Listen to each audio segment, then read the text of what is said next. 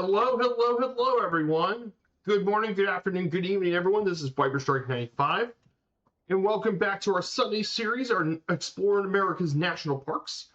We're now in part 17 of 63, and today we're here in Window Rock Airport in eastern Arizona today.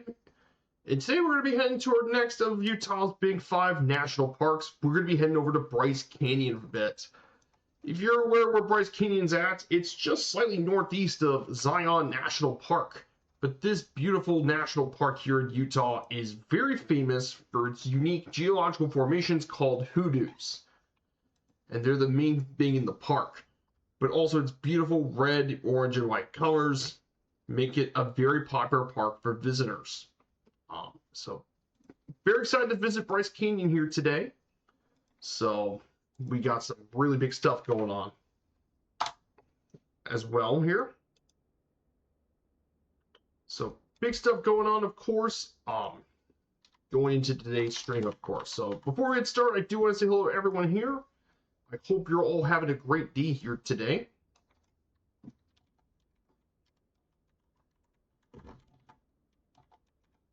So I hope everyone's here. The lurkers are here too. Happy Sunday. I hope you guys have had a great start to your weekend, of course.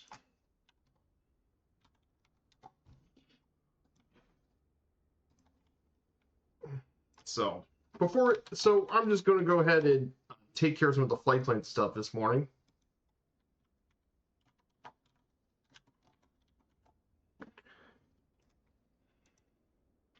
So, hey, good to bot. I think it's likely a bot. First time 6-7 Lord, happy Valentine's from at work. Morning. So I hope you had a good Valentine's Day as well for all the people in chat. I hope you guys have great Valentine's, of course. So here's what our flight plan's going to be like this morning, of course, for this morning stream. So here's our flight plan.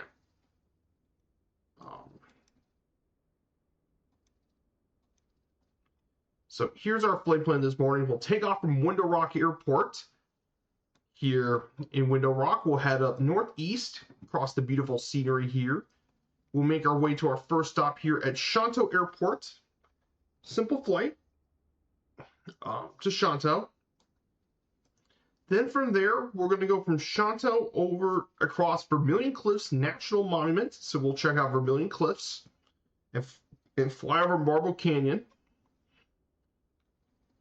Then from there, we'll head up northwest, and we'll make our way over to Bryce Canyon National Park, starting from Rainbow Point, and we follow on the road to Ponderosa Canyon, Bryce Natural Bridge, Farview Point, and make our way all across Bryce Canyon, all the way to Bryce Point. We'll make a landing somewhere in Peekaboo Canyon and Brizzacone Point. We'll make a land around this area, sinking ships here, fly around this area for a bit. And then once there, we can head to Bryce Canyon Airport, Kilo Bravo Charlie Echo. So that's going to be our flight for this morning, guys. So that should be a pretty simple flight plan. Thank you, Typhon. I guess it was a bot. Thank you for pointing that out. I kind of figured it out. Thank you for that. So we're taking the X-Cub here today. I thought this would be a good time to take the X-Cub. So that is what we're taking here today. The good old Cub Crafters X-Cub. I thought something a little different today. So let's go ahead and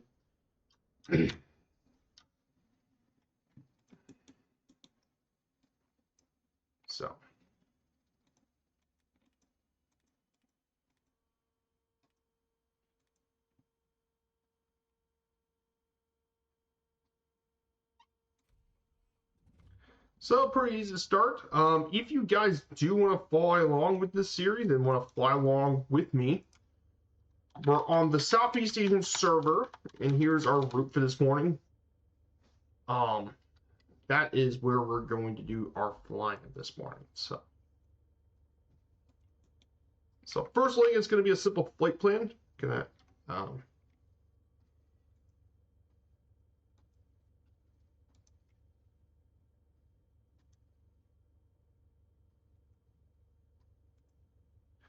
So firstly, no real stops. I'm just going to go ahead and do the first flight plan. 53AZ. Chantal. Perfect. Back to the map. Our first leg altitude is we're going to be flying around at 9,000 feet. So elevation 9,000. And yes, I got the big wheels with this X Cup today.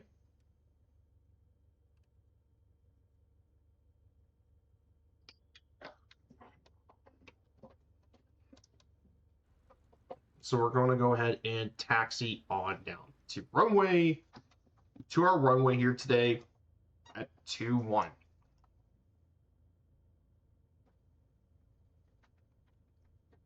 So pretty big stuff going on here today, of course. Some really exciting stuff.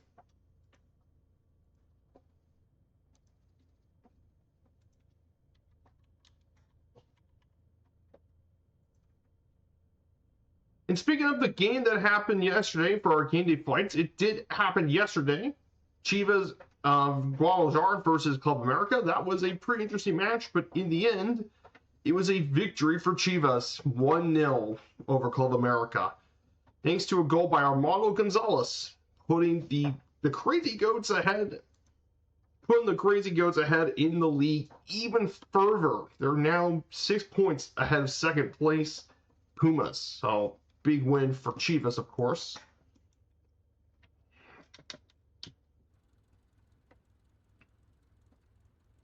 So a big win for them. Club America fall all the way to 10th place in the table. Not a good start to the second half of that season, of course, for Club America.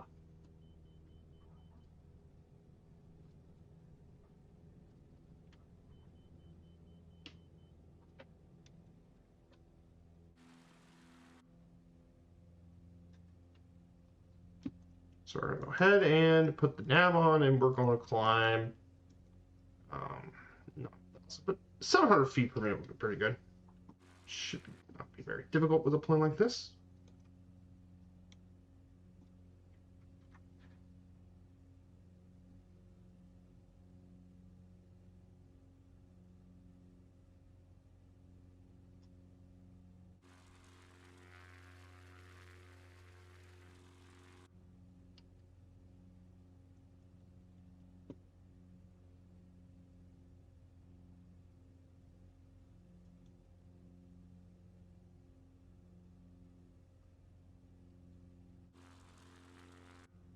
So here we guys are flying in beautiful Window Rock. So this is a pretty stunning little scenery around this part. You can see all some of the different rock formations here.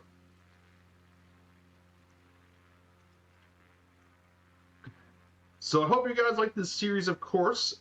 So we have some notes for next week, of course. Before we talk about Bryce King, I do want to know that next week, our next Flight Sim week, is going to be the 22nd of February. Our next national park in the series after this one is, of course, going to be Grand Teton in Wyoming. Should be an absolutely stunning trip into the heart of Wyoming. Should be a beautiful trip in Grand Teton National Park. We have plenty of amazing routes to fly over during our time at Grand Teton. So should be a ton of fun for you guys. I think I'm very excited to visit Grand Teton.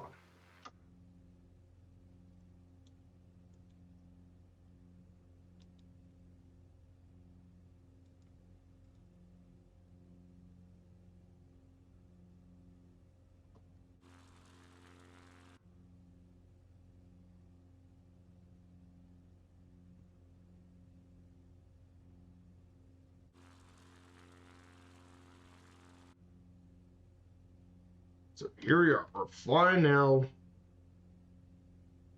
And now it's got its heading right. So we're about to make our way to 9,000 feet.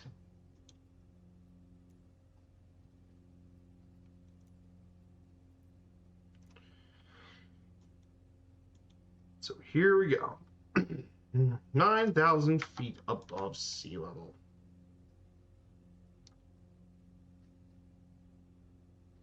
So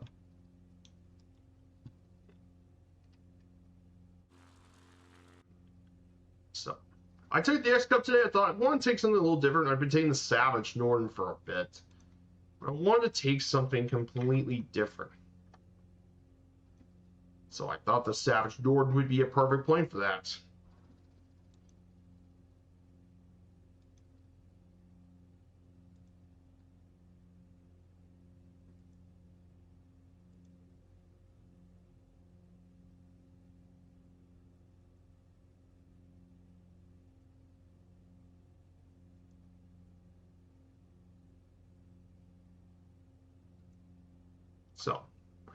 So we're now flying into that. We're cruising at 112 knots, of course. And yes, this time I did not forget to take off the P-top thing. So I did not forget this time. So and finally, also for next week, our next game day flight, I actually announced it a while back, but it's going to be the North London Derby between Tottenham Hotspur and Arsenal. The battle for North London should be a massive affair, of course. No matter what happens in the Derby, it should be a massive game. It should be a massive game that should determine the Premier League. And a bit of a background between this. Arsenal are first in the league with 57 points. They've been a top team this year in the Premier League. Spurs 16th in the table. They're only just 5 points from 18th. If they're not careful, if they lose and somehow Forest were to win and West Ham win, they could be in some serious relegation trouble. For a club that's never been relegated from England's Premier League before, this would be a massive, absolutely massive relegation. The biggest one the Premier League's probably ever seen.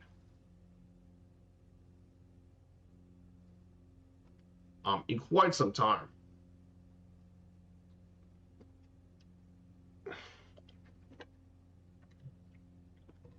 So, big matchup, of course. And that matchup will be happening on the 22nd. So it'll be on Sunday.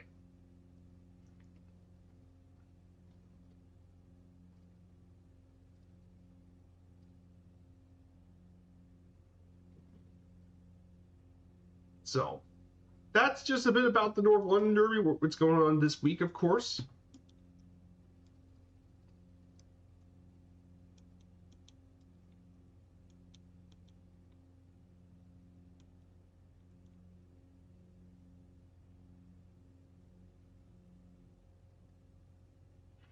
So,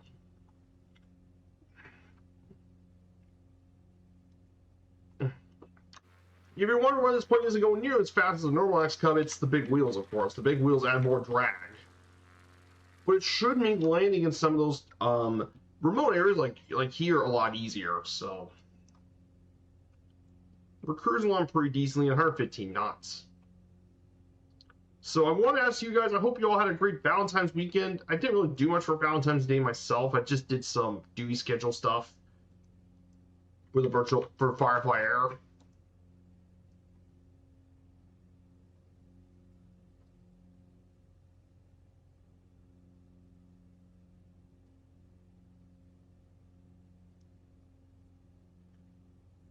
So that's what I did. That's what I did for the Valentine's Day. Just work on some Firefly Air stuff and keep working with the virtual airline for a bit.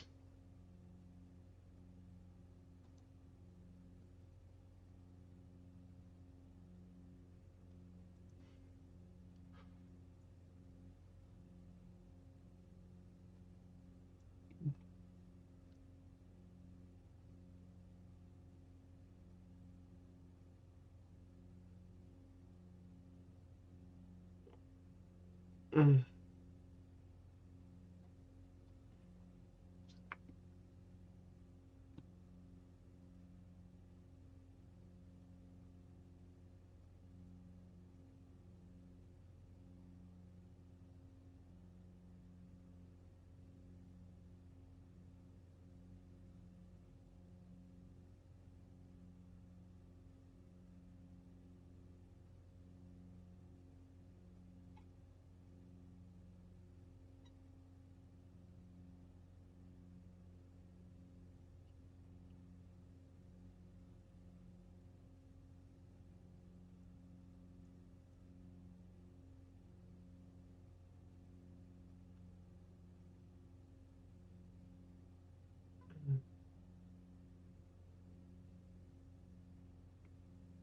So before we get started, I do want to talk a little bit about Bryce Canyon as we make our way over. So let's briefly talk about what Bryce Canyon is.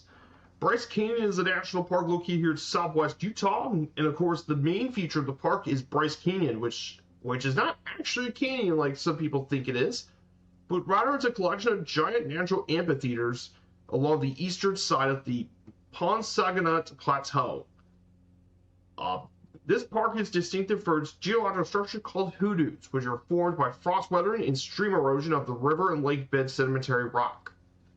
The red, orange, and white colors of the rocks provide distinctive view for park visitors. Now, of course, compared to Zion, this is a much smaller park and sits on a much higher elevation. The rim here varies from 8,000 to 9,000 feet above sea level, of course. This area was originally designated as a national monument by President Harding in 1923, but it was redesignated as a park in 1928 on February 25th.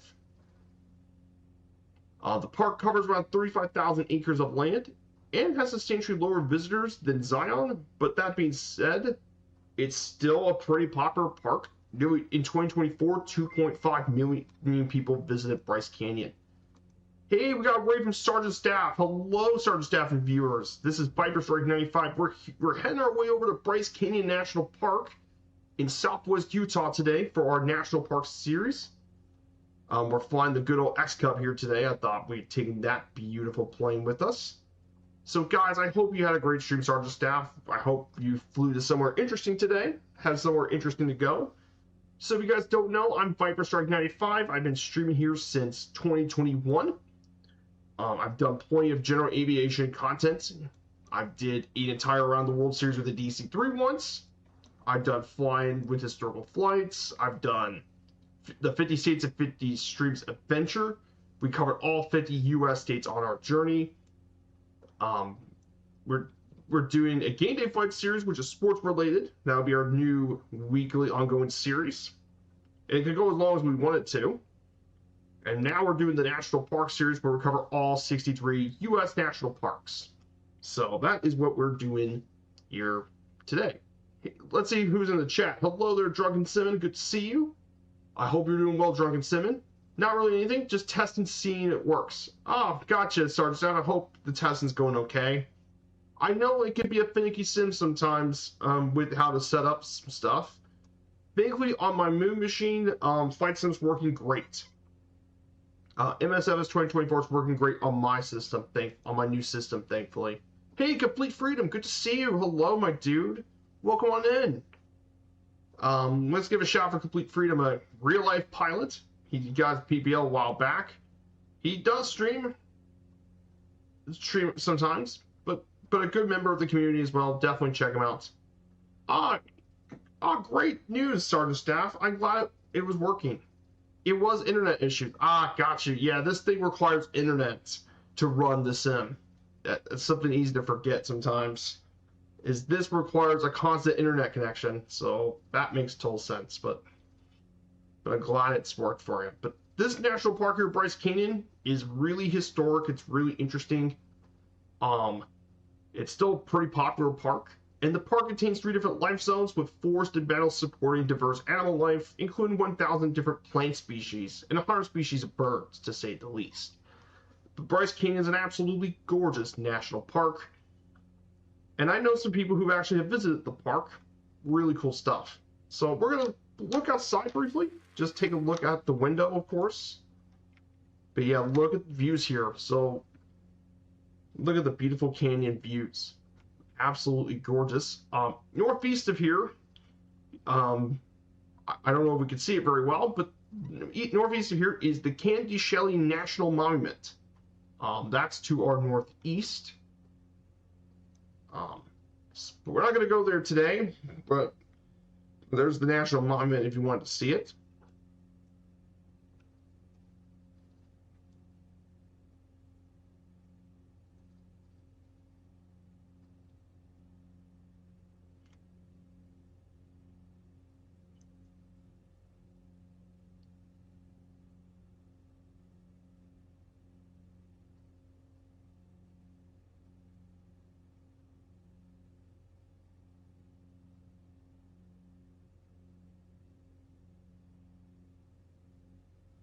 So, beautiful stuff here.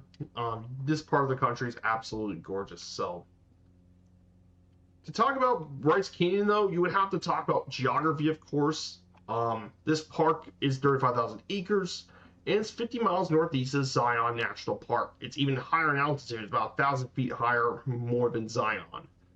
Now, this national park lies within the Colorado Plateau and straddles the southeastern edge of the Ponsonnet Plateau, west of the Ponsonnet Falls. Park visitors arrive at the plateau and look over the edge toward a valley containing the fault in the Paria River just beyond it. And this part is really unique because it's not actually a canyon. Bryce Canyon is actually is filled with natural amphitheaters. And it was formed not from erosion initiated by a stream, but instead headward erosion that excavated the large amphitheater-shaped features in the Cenozoic aged rocks. And this erosion resulted in the colorful pinnacles called hoodoos that are around 200 feet high. And these amphitheaters extend to more than 20 miles north to south within the park. So these amphitheaters are very, very unique.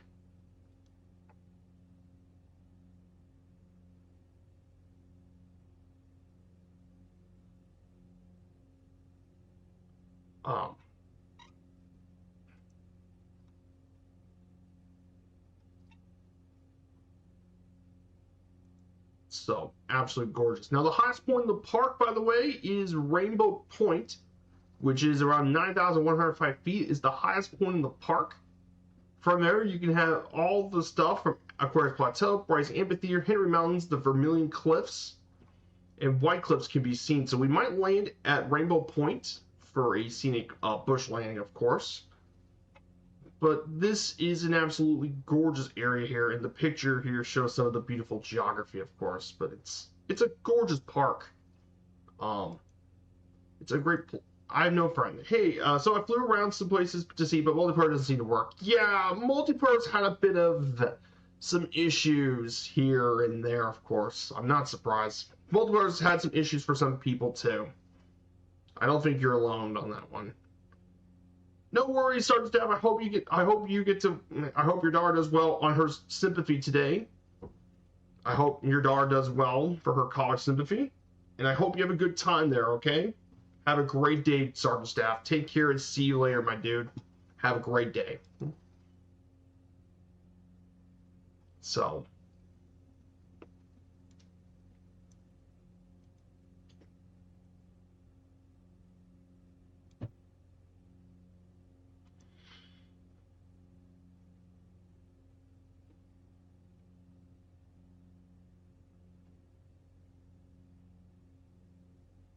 So, absolutely gorgeous park, of course.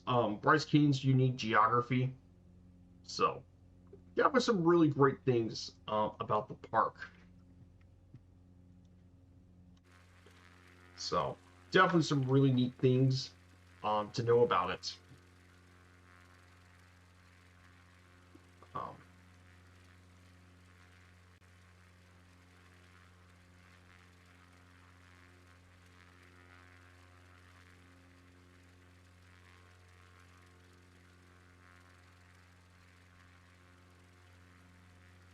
So, of course, if you guys know in the chat, I always post the national park links. So I got this pinned, of course. I usually pin the national park content stuff, so you always have the park website with you. So let's talk briefly about the history of Bryce Canyon National Park. Whoa, I accidentally hit the autopilot. Okay.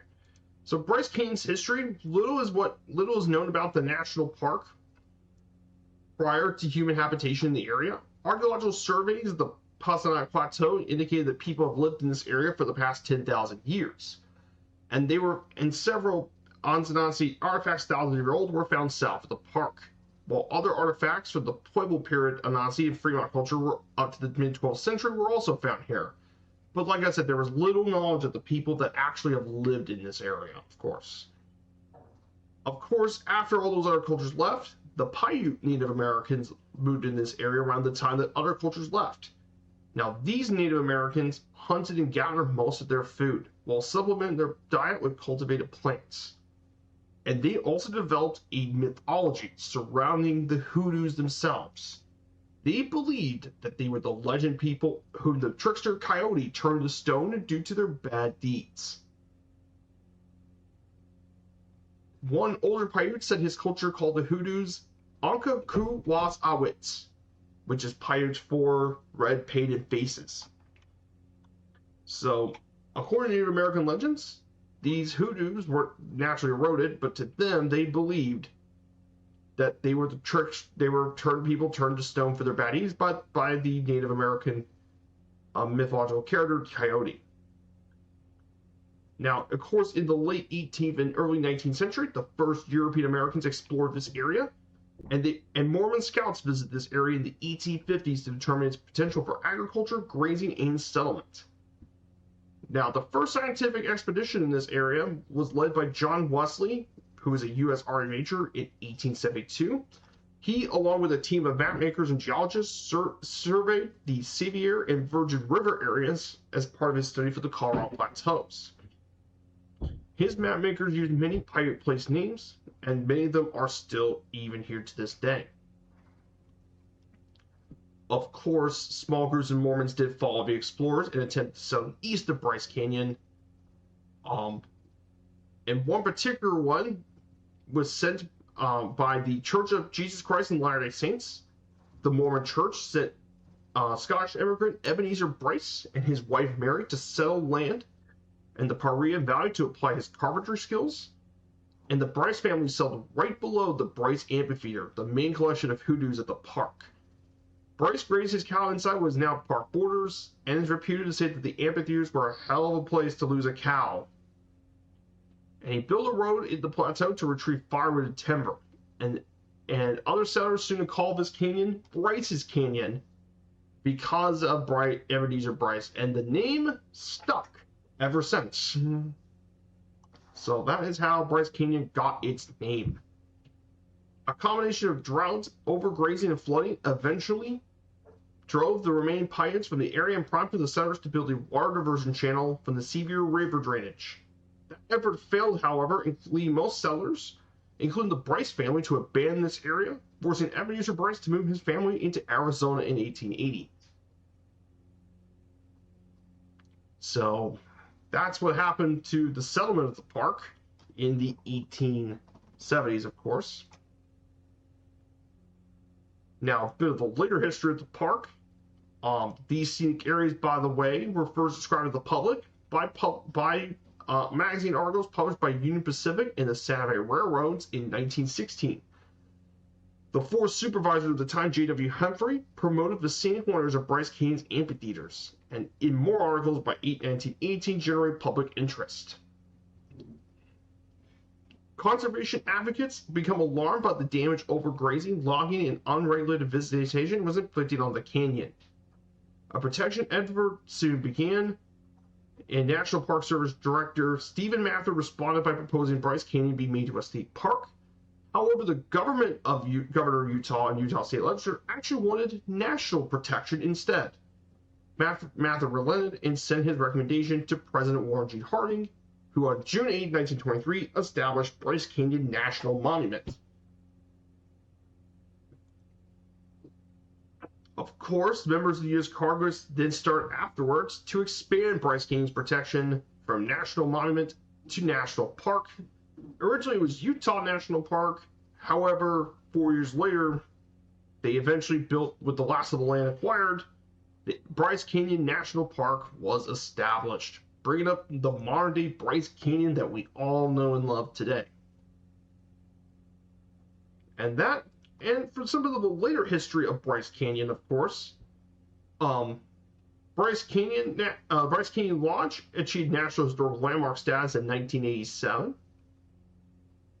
And in response to increased visitation and traffic congestion, in 2000, they implemented a voluntary only in-park shuttle system, and they reconstructed Rim Road. So that concludes the history of Bryce Canyon. Absolutely gorgeous park here in Utah. absolutely really cool park. Of course, as we all know about Utah and about the state of Utah, Utah has 5 national parks in this. We've already visited one of the national parks, being Zion National Park in beautiful Utah. We got to visit Zion last week because I messed up one of the park orders, so eventually got that one refixed.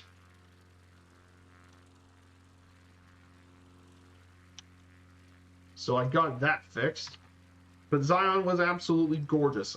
We had some great time visiting Zion. We got to go on top of Angel's Landing, which provided an absolute scene view of the park.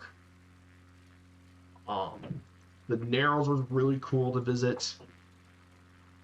We had some really great times in Zion National Park. So I'm hoping this trip would be really interesting as well, of course.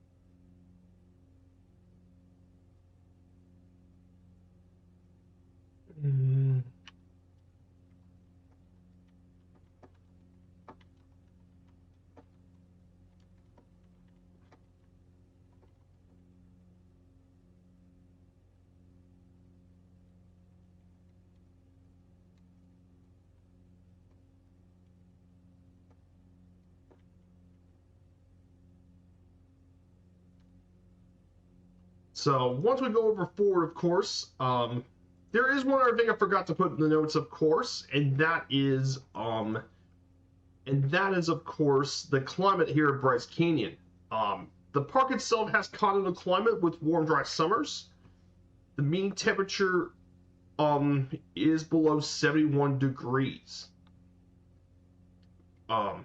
And the weather here in Bryce Canyon is cooler and receives much more precipitation than Zion, and it makes sense because of the higher elevation of the park compared to Zion. Record high temperature of the park is a blistering 98 degrees in 2002, and the record low at Bryce Canyon is minus 28 degrees Fahrenheit, or negative 33 degrees Celsius in 1972. So yes, compared to Zion, this place does not get nearly the extreme temperatures that a place such as Zion gets. So we're doing quite well. We're actually just 45 nautical miles away from our first stop, so we're about halfway done with the first leg. But man, look at the scene right here, guys. Take a look at this. What a great view.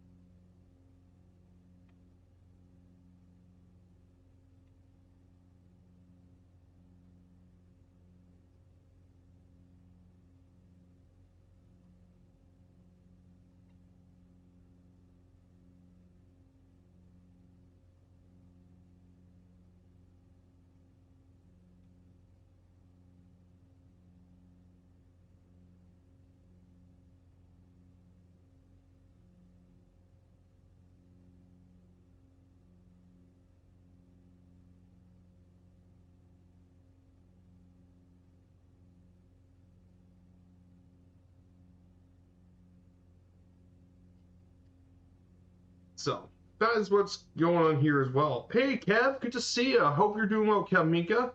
Let me give a shout for his channel. Kev actually streams here on Twitch.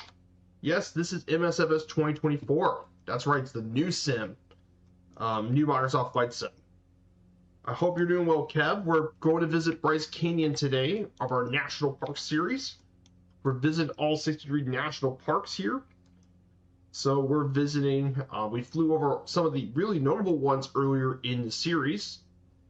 We actually started our national park trip by flying over Yellowstone first, and we're going down to all the national parks in order. I don't think you were here for when we started the series, but a bit of a recap. We started at Yellowstone. Some of the more notable parks we visited included Yosemite, Mount Rainier, Glacier National Park, Rocky Mountain, Denali, Grand Canyon, and Zion are some of the notable national parks we visited before today.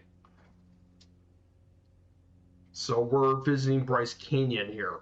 It's southern Utah. It's the second of Utah's big 5 national parks we're visiting here today. So that is what we're doing here this morning, of course.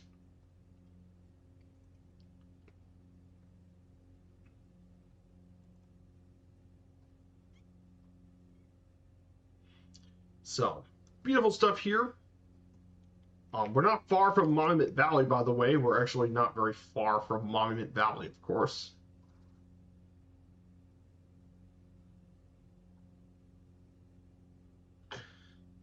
So,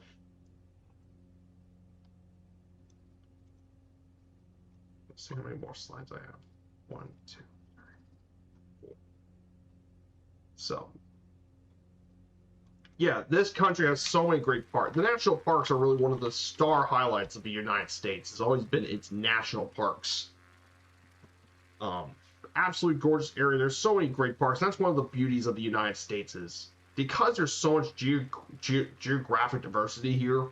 We're doing all the national parks, and I mean, there's so many variety of ones. You got the big canyons of Grand Canyon. You got the mountainside scenery of Rocky Mountain, Glacier, and Denali. You got tons of mountains. Glaciers in Glacier Bay National Park is full of glaciers, of course. You have volcanic scenery in Hawaii. We've already visited Hawaii Volcanoes National Park. Tons of volcanoes down here. We got tons of caves, of course. We visited Wind Cave already on the series. We have already visited Wind Cave in North Dakota. But we also got the really massive Mammoth Cave in Kentucky that we're going to be visiting not too much longer. We'll visit Mammoth Cave. You got coastal national parks with a lot of water in Florida. In Alaska, got tons of lakeside scenery. Like I said, there are so many really varieties of locations and scenery. And I decided to do this with a bush plane because with this being kind of backcountry and stuff, I think I wanted to take a bush plane since that feels like the most appropriate type of plane for these national park series. Because in this series, we're going to do some bush landings and some of the scenery and stuff. And I wanted to take some bush landings, of course.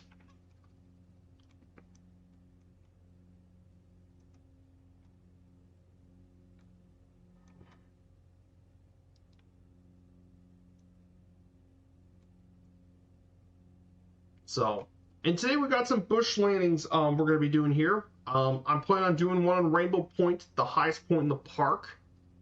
Then we'll do another landing at Sunrise Point and Bryce Point. We'll do another one at Bryce Point. And then we'll also fly one in the lower part of the valley so we can see a bit of the hoodoos in better detail. So we have all of some amazing points.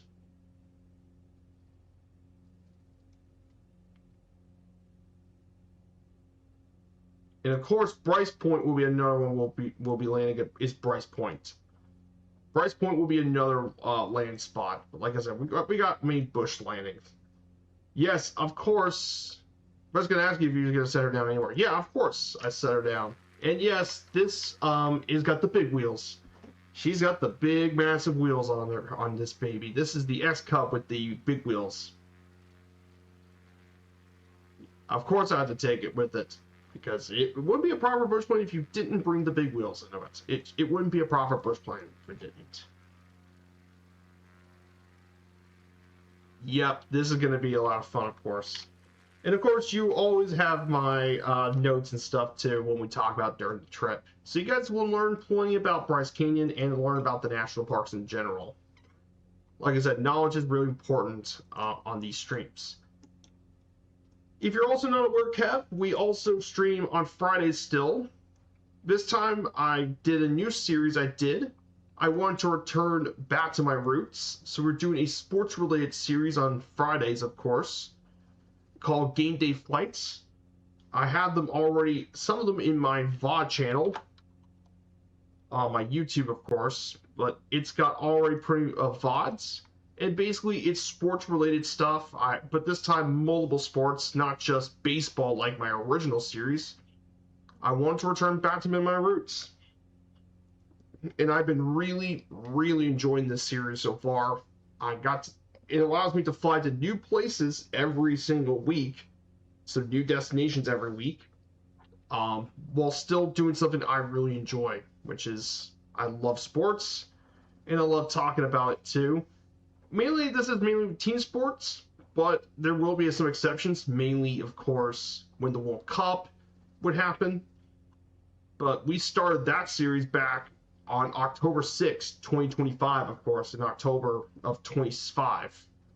And the first one we ever did for the Game Day Flights was Oklahoma versus Texas. It was during the college football season, so we did that. It's still GA focus, but we did some exceptions and stuff. We did that one. Oklahoma, Texas was fun, and we did all sorts of sports. We did soccer, or AK football over there. We did Manchester United, Liverpool. We did NHL. We actually did two of them so far: the Canadiens and Maple Leafs, and the Oilers and Flames. We covered the NHL twice. We did that. We covered the NFL with the Packers and Bears, and of course we did the Super Bowl, obviously.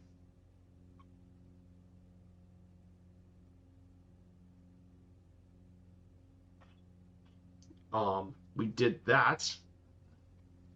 And we went to all sorts, and last week we went even into Mexico for the El Super Clasico between Chivas and Club America, which was really fun too. Landing tail drivers is a real challenge. Yeah, landing tail drivers will always be a bit of a challenge, because you end up going too slow, which means I'm nose up, which means tail wheel first, which means trouble. Yep. Landing tail drivers will always be a bit of a challenge at first. I think the simple thing is what you're going to have to do is you're going to have to pull the yoke back a bit if you're trying to brake, because if you don't, you probably fall with your nose, and that's not good either. So you mainly want to be careful. Sometimes I have a tough time landing these areas in small bush strips, but I think the big key is you bleed off, you pull back in the yoke to bleed off as much speed as you can to get you the shortest distance.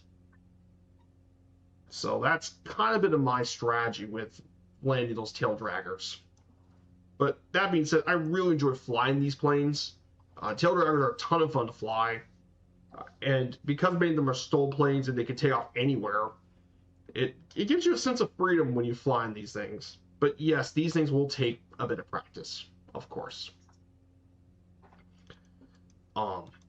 So if you guys want to know the Utah's 3 other national parks that we'll be covering later in the series, let me pull up our nav map. So the next national park, of course, in the Utah series is going to be Capitol Reef National Park. So this is Capitol Reef. Very underrated. It's the most underrated of Utah's 5 national parks. It's kind of the one people overlook the most, but we're gonna be flying over it. You guys are gonna be captivated by this beautiful park. Of course, there's Canyonlands, some amazing areas we're gonna be visiting in Canyonlands. Amazing park. So the canyons here are some of the most striking you'll ever see anywhere. And of course, Arches, one of the other most well-known of Utah's parks. We'll fly over Delicate Arch and all that.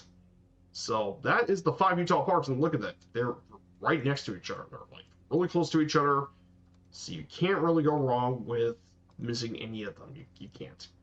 That's after touchdown.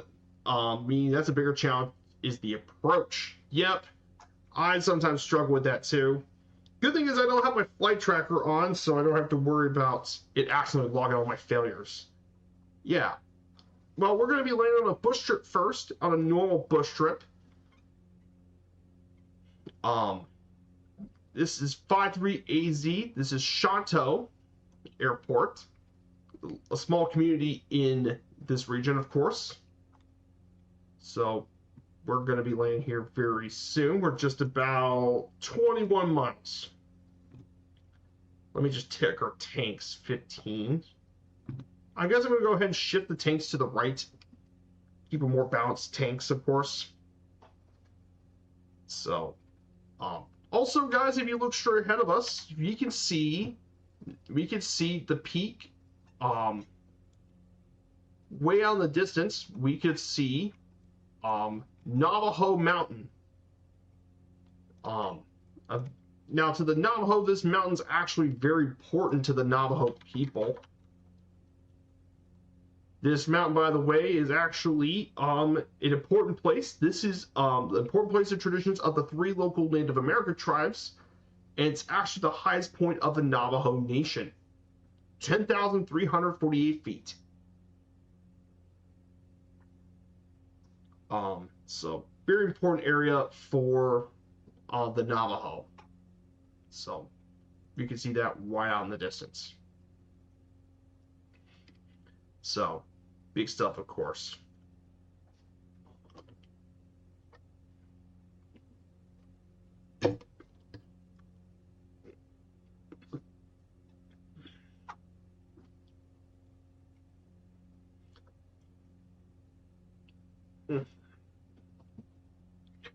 Now, also in this National Park Series as well, everyone, so being here as well.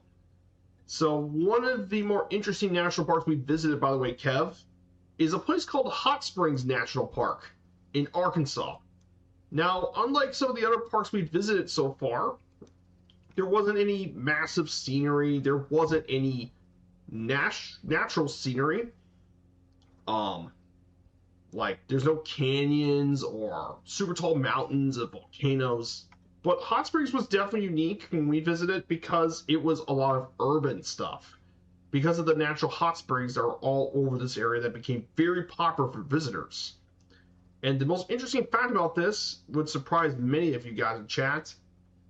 Hot Springs National Park became federally protected before Yellowstone ever was. This area was protected before the concept of even a national park. It was protected in the 1830s, actually. I mean, which is extremely impressive, to say the least, that they protected that area before Yellowstone even did. But it was a really unique park, though. The good thing about Hot Springs is it's pretty well located. You're not far from Texas, Oklahoma. It's not too far from the south, like Atlanta. So it's a pretty interesting park. Very different from nearly every other park in the system, of course.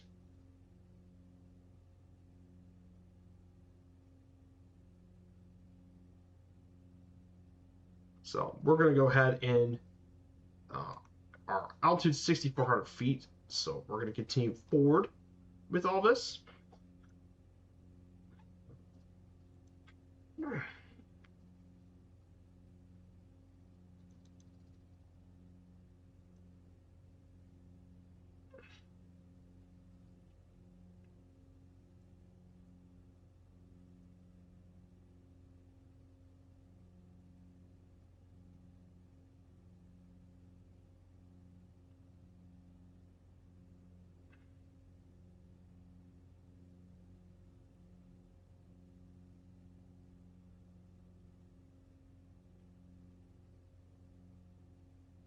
So, but yeah, I'm looking forward to visiting. I'm very well looking forward to visiting Grand Teton. Should be a stunning trip.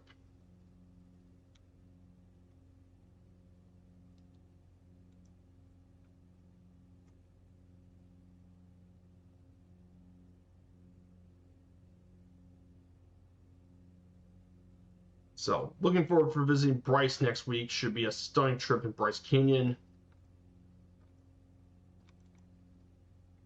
So, looking forward to all this.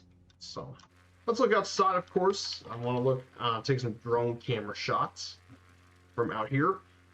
So yeah, we're getting to more of the canyon regions that this area is known for. We've got some really striking rock formations and all that around here.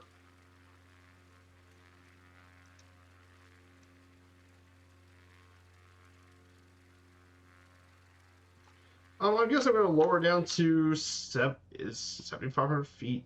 Yeah, we can do 7,500. Let's go ahead and drop her down.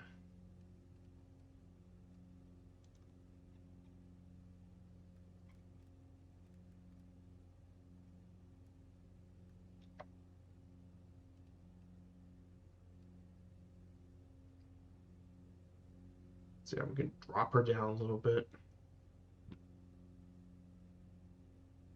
And start lowering the altitude slightly. 1,000 feet per minute wouldn't be bad.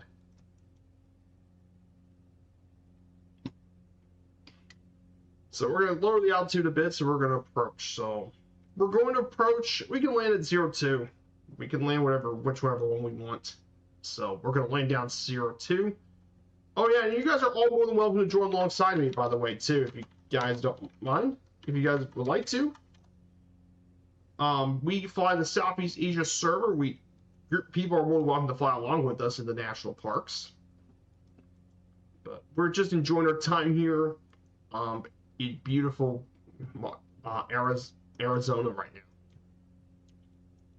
So, in terms of Arizona, of course, Arizona actually has 2 national parks. Actually, 3 of them. The 3 Arizona parks, we visited Grand Canyon first, was the first of the national parks in Arizona we visited on the journey. Was Grand Canyon. You guys all know Grand Canyon is. At least some of you have not. Anyone that's known even about the United States should probably know about the Grand Canyon, of course. Stunning park. But the second national park we'll be visiting in Arizona is actually in the eastern half of the state. Petrified Forest National Park. Really unique area. My mom's actually been to Petrified Forest during her travels, but a very interesting park. In the eastern half of Arizona, known for its petrified trees, of course. In really striking scenery, like striking rocks and stuff. And then the third national park is in around Tucson, Saguaro National Park, and it's separated into 2 actually. This is a park that's separated in 2 by the city of Tucson. So there are 3 really cool national parks in the state we're visiting, of course.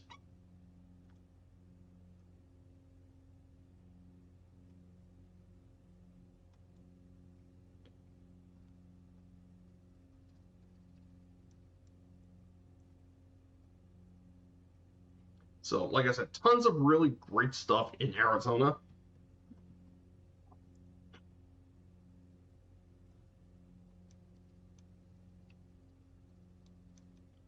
So, we're about to make our first landing. Guys, like I said, you can always more free join up.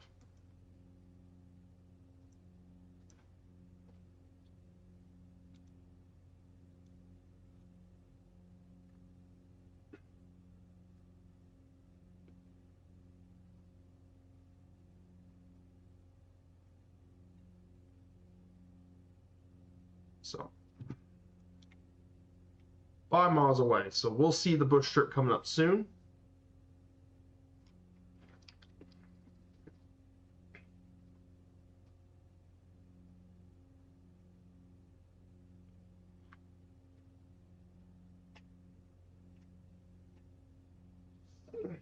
Just stretching out a little bit. Get some bit stretches.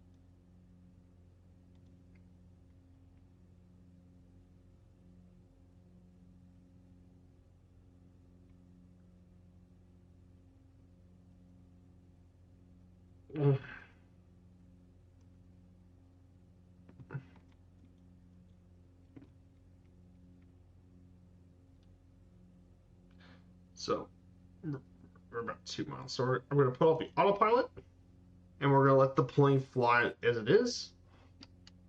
So we're going to cruise. So our airstrip's somewhere down here. Okay, I think I see our airstrip.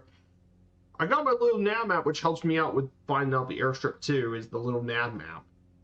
That's also helped me out too. Wishing you a smooth landing. Gotcha. So we're going to be taking things a little bit slow. Slow down a little bit. Now, it depends on what kind of landing you could do. Usually, you can get away with 1 or 2 stages of flaps. So we're going to go 1 stage of flaps to kind of slow down this plane a bit. So.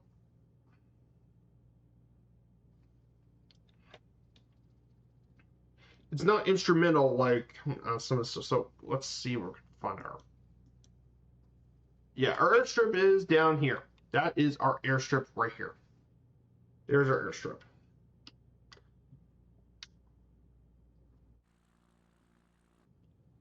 The most we can land with 3 stage 3 flaps, which will slow down the plane a bit.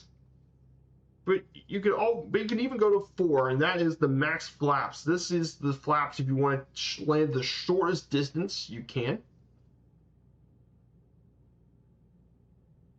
That as well. Too much flap. Okay, good. Yes, you would still want to play power, because you don't want to stall the thing. The good thing about these planes is also they got a really low stall speed, so you can land this. Use that directional indicator.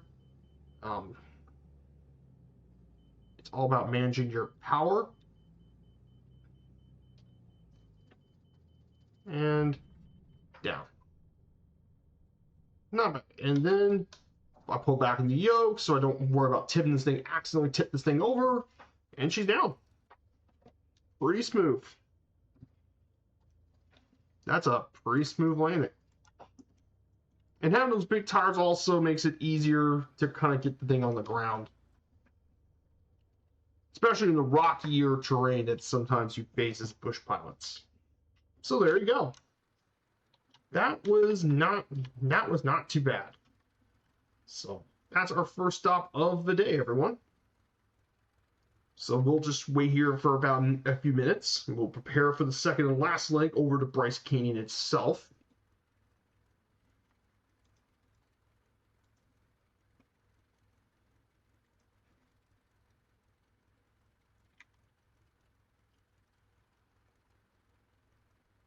So.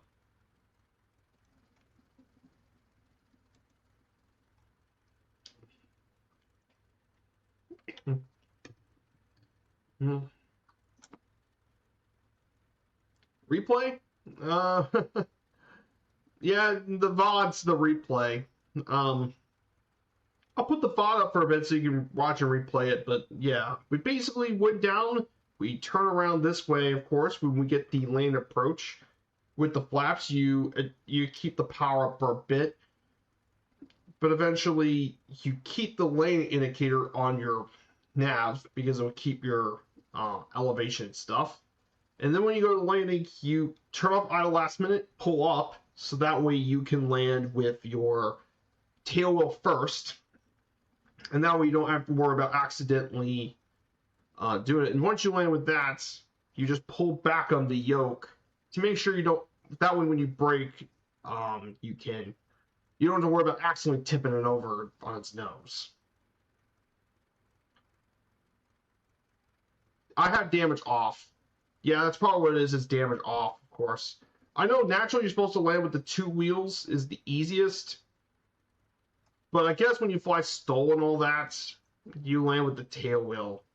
But I don't have damage on. Like, that's probably another reason too.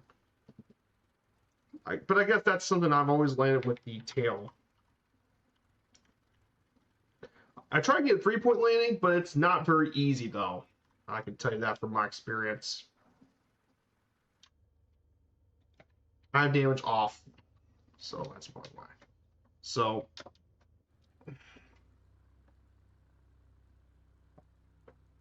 we're going to go ahead and take off and make our way to our last stop, of course. So we're going to take off here from 02. I'm going to go ahead and delete the flight plans.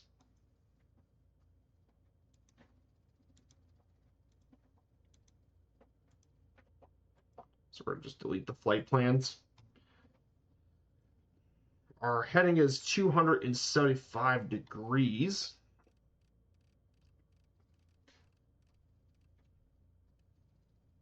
And our altitude for this lake, the first part of the lake is 8,000 feet.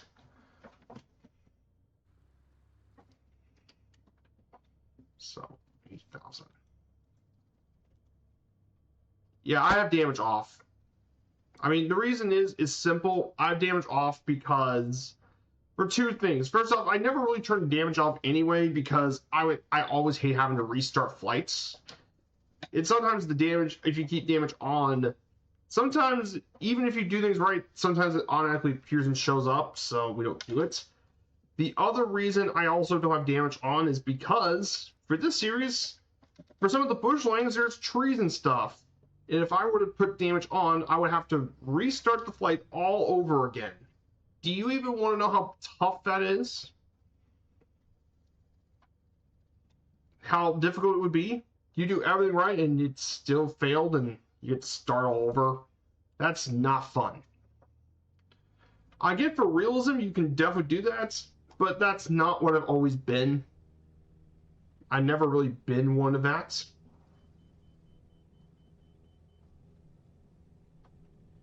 And we're off.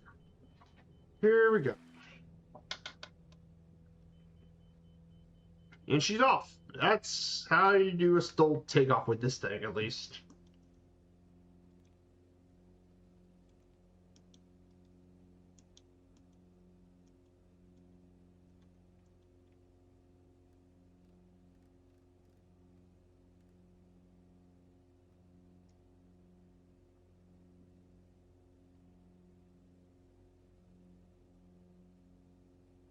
So we're just going to cruise into our altitude. We're going to cruise up to 8,000 for the first half of this leg. Then we'll climb up to 10,000 feet for pretty much most of the other legs here. So we're going to go ahead to 8,000 feet. We're trying to land the tires are, just kidding. No, I can land where the tires are. The problem is with the plane like the big wheels, I'm not really comfortable with. You can land where the tires are, but the issue is definitely, like I said, for me, especially with some of these areas, I had to do with the tail wheel first because it would be the quickest way to stop the thing.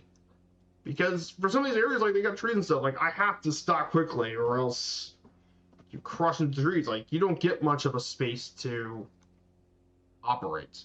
So like I said, you got to be careful. So that's what I'm trying to go at.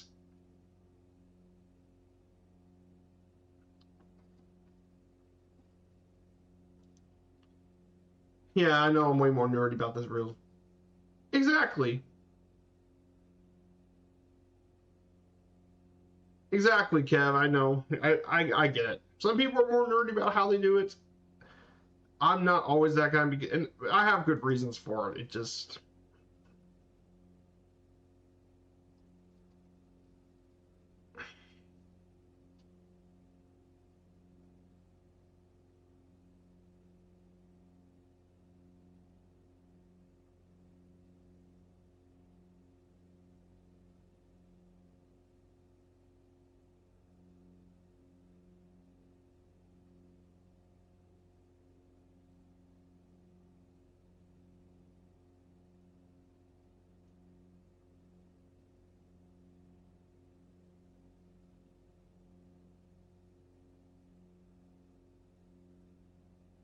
So we've got to 8,000 feet, or in this case 8,100 feet, but we're gonna go back down to 8,000. So we now finally making our way over to we're now 8,000 feet. So we can talk about the second part of Bryce Canyon. Here in our notes, of course.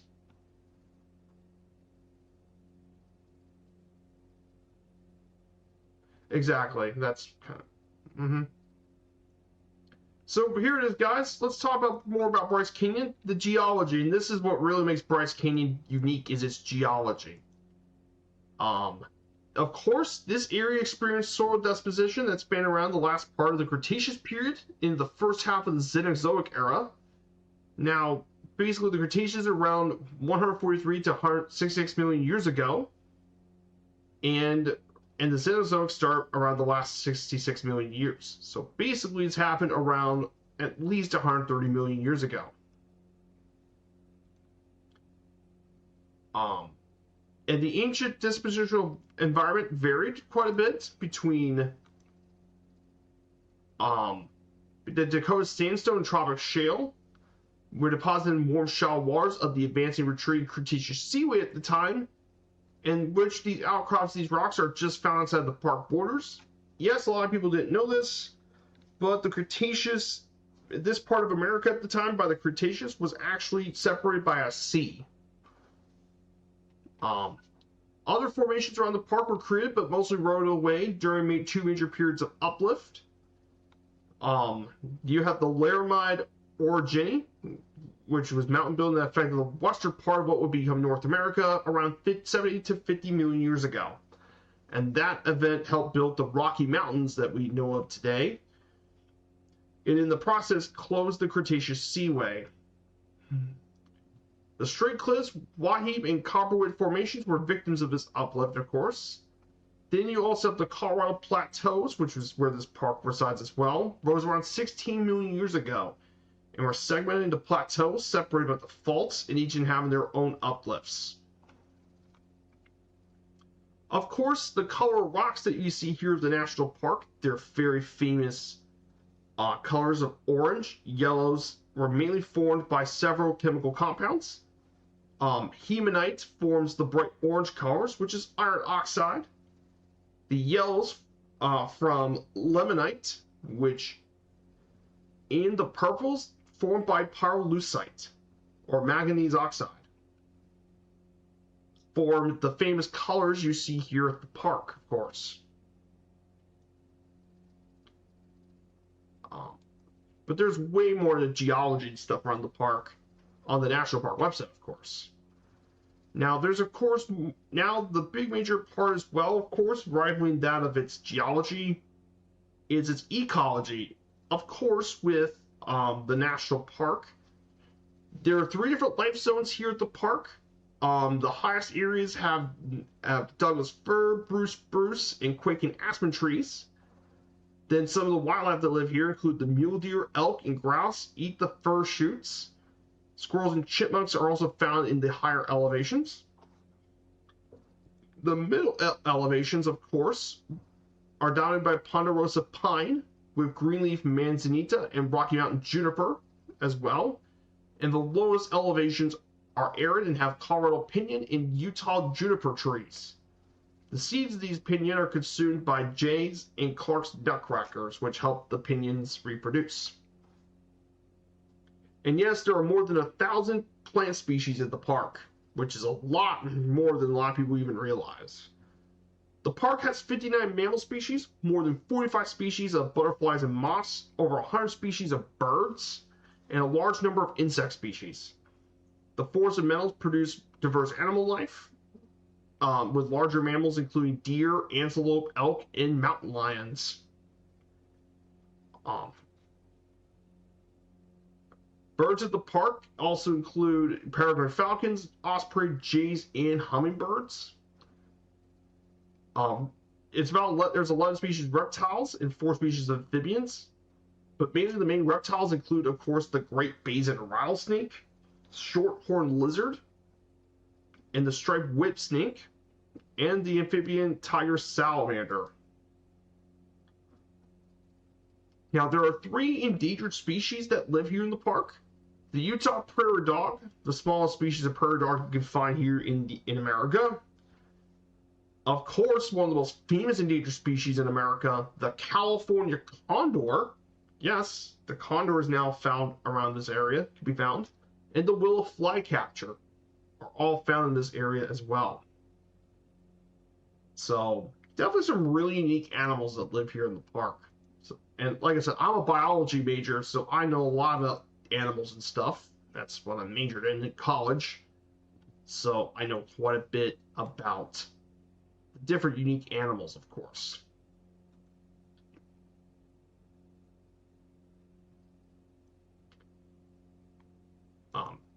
Really one of the really cool things about this national park, though, really one of the really cool things about Bryce Canyon is all the natural scenery and stuff, of course.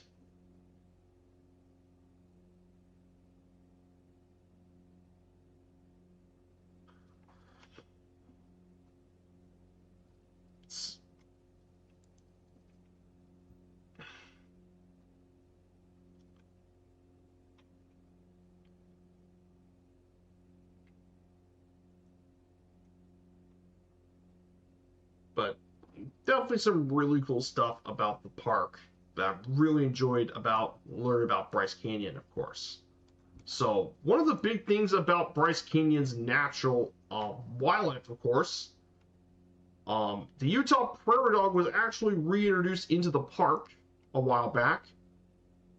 Previously, these prairie dogs were originally found all the way back in southern Utah. However, what drove them off this land, of course, they were actually a major keystone species as they enhanced the landscape's heterogeneity, mitigating the height of local vegetation, mixing soil, and altering the chemistry of soil to allow for precipitation to penetrate the ground. While other animals rely on the burrows of the prairie dogs, that can generate for shelter. However, the prairie dog had a lot of issues with regulated shooting, poisoning, soil issues with grazing, invasive plant species, climate change, poaching, and more. In 1972, there were about 3,000 prairie dogs.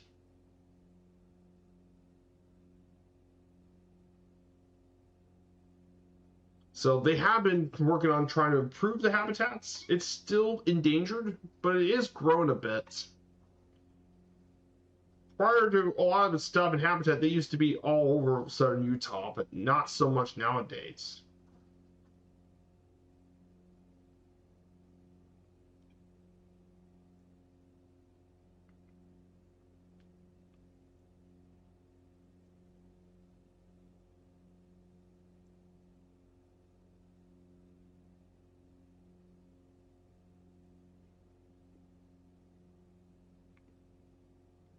So, pretty interesting stuff about the little Utah prairie dog, of course. So, we're not going to be too much far into visiting Marble Canyon and Vermilion Cliffs. This should be coming up soon as the National Monument. Should be coming up pretty soon, of course. One other interesting thing I didn't talk about the notes, of course, there are also many different colonies of cryptobiotic soil at the park. Yes, the crust you see here in many of these areas, these systems, are actually made of living organisms. And they're mainly a mix of lichens, algae, fungi, and cyanobacteria. What these do is they slow down erosion, they add nitrogen to the soil, and help retain moisture, which is extremely important in this arid climate that we're in. Southern Utah doesn't usually get a lot of precipitation, so this is definitely a very important area, important part of the ecosystem, of course. So very, very important part coming up here. So, man, this scenery, man, is crazy so far. And yes, we got another little canyon area that's already attached. Lots of canyons in this part of northern Arizona, southern Utah area. Tons of canyon areas. And of course, one of the parks we'll be visiting, which is going to be Canyonlands National Park.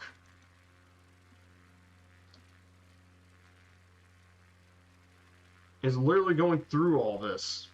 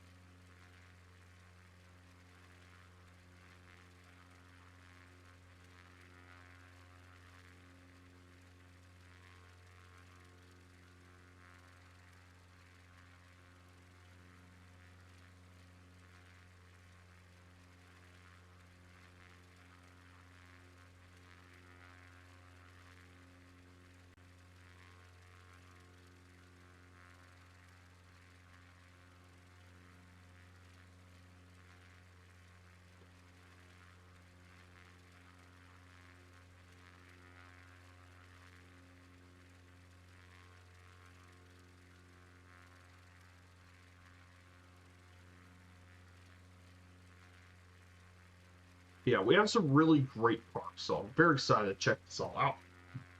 Of course, the scenery here absolutely great. Really, really interesting scenery here in the desert. Of course, like I said, a lot of our national parks are located around this desert area. Grand Canyon, the big 5 Utah parks are all located not far from here.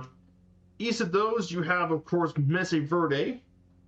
Lots of Pueblo dwellings in there. And then not too far, Black Canyon of Gunnison's not far. That's for east of Canyonlands and Arches. Is Black Canyon the Gunnison. So lots of really big park scenery around this area. Tons of stuff you can find all over this place.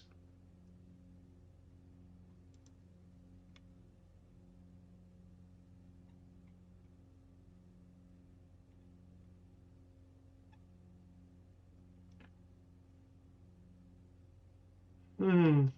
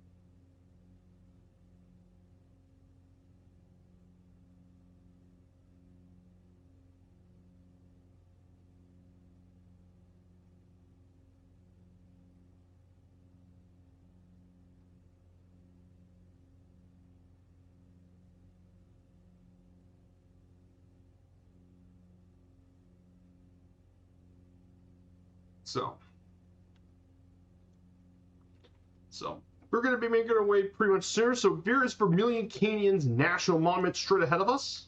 I'm going to give you a brief thing about Vermilion Cliffs. So this national monument located in northern Coconino County, Arizona, this national monument protects around 293,000 acres in the area, which includes the Paria Plateau, Vermilion Cliffs, the namesake of the national monument, Coyote Buttes, and Paria Canyon. And this was established pretty recently on November 9, 2000 by President Bill Clinton at the time, and it was carved from existing lands under management of the U.S. government. And the cliffs themselves run around the southern and eastern edges of the monument. So we're going to be heading near to the Vermilion Cliffs. And basically these cliffs are steeply eroded escarpments of sandstone, siltstone, limestone, and shale, which rise above 3,000 feet above their bases. And they've been deeply eroded for over millions of years. Interspersed with the steep canyons include mesas, buttes, and large tablelands. And this area right here, you can find some really unique animals here. Mainly bird species have been observed here. Bald eagles have been found here. Golden eagles, peregrine falcons, and several hawk species have lived in this area, of course. Mammals include desert bighorns, pronghorns, and mountain lions, making up a lot of the large mammals here in this area, of course. So really cool stuff. Really neat national monument. Very excited to check out this place. Very interesting, of course. That's why I picked it in the flight plan, because this is a very interesting park, Vermilion Cliffs. So we're going to see the beautiful Vermilion Cliffs here. Looking forward to checking them out, of course. But yeah, that's why we're flying 8,000 feet. So we're going to clear all of the Vermilion Cliffs. We'll take some decent pictures, of course.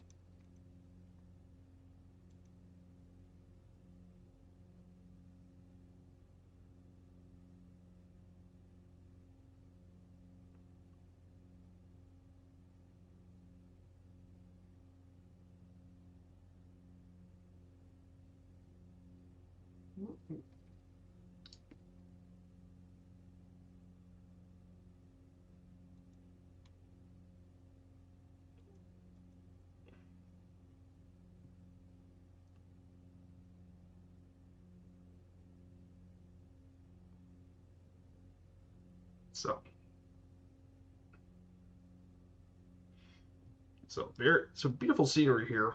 Now, of course, the area we're going to be visiting is right smack between Glen Canyon National Recreation Area, Grand Staircase, and Grand Canyon National Park. So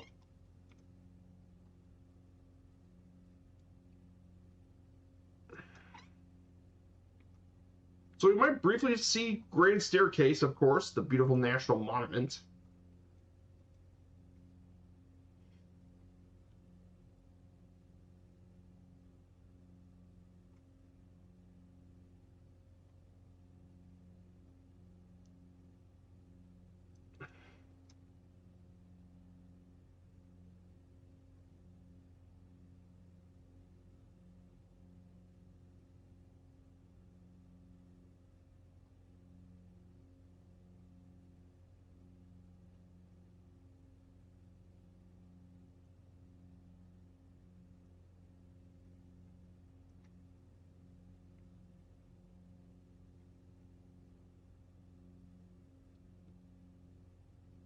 So, yeah, beautiful area, of course. And Marble Canyon's not far from here, so we should see some beautiful canyon heads. We'll take a picture of the Vermilion Cliffs and some of the surrounding scenery here. And then we'll head our way over to Bryce Canyon. We got 2 more slides to cover afterwards. The activities in the Scenic Trails National District will be our last 2 slides of the national park for this week, of course. So we got 2 more slides left to go. And then we'll find someone to raid, of course. We'll find someone to raid.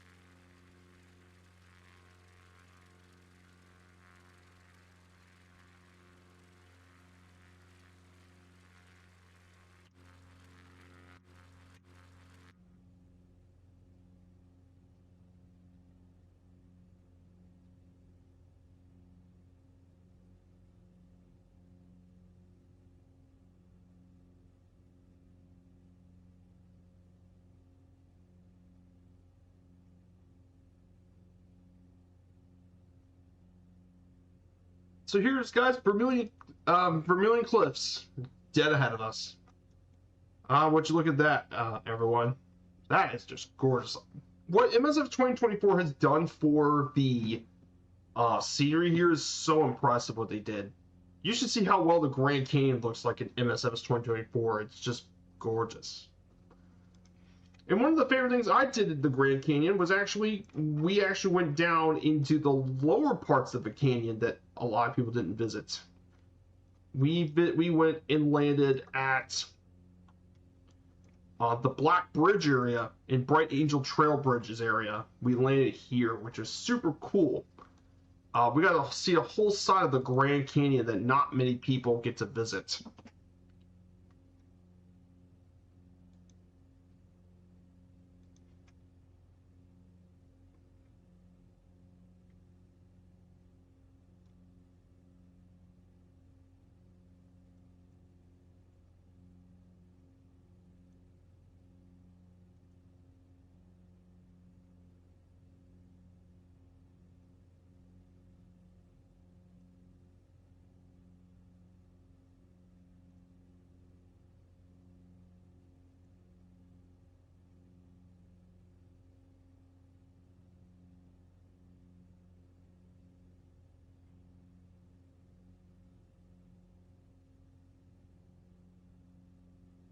So here it is, guys. Look at the scenery.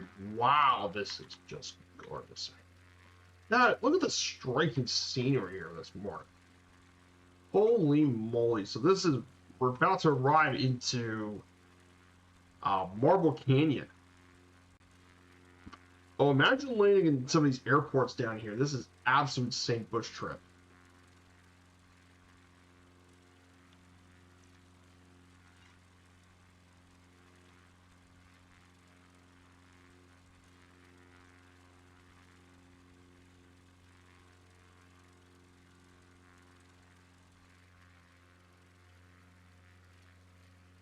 Wow, that is just incredible. Holy moly. Would you look at, as Murphy would say, would you look at the state of that? No, really. Would you look at the state of that, everyone? Oh, that is just insane. Hey, Floxtrot, good to see you. One of my OG friends of the community. Flox, good to see you, my dude. Yes, if you guys don't know, Flox is an amazing streamer and member of the community here. Who's Murphy? Two-Toe Murphy, actually. Yes, Two-Toe Murphy. One of the most well-known flight simmers anywhere, of course. And the flight sim community is Murphy. TTM. So yes, all of us were on the river. There's the mighty Colorado. Yep, he is well known for his cat fridges, which you look at the state of that's one of his most famous ones. But this is around this area is Vermilion Cliffs National Monument.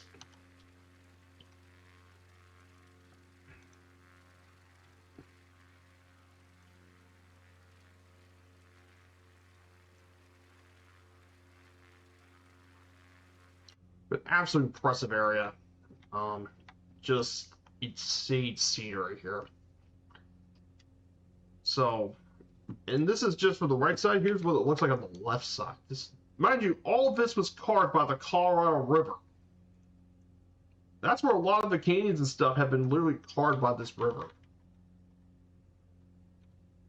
I mean, it carved all of this. It carved Canyonlands National Park at Canyonland Arches. It shaped so much of it. It shaped the Grand Canyon mostly too. But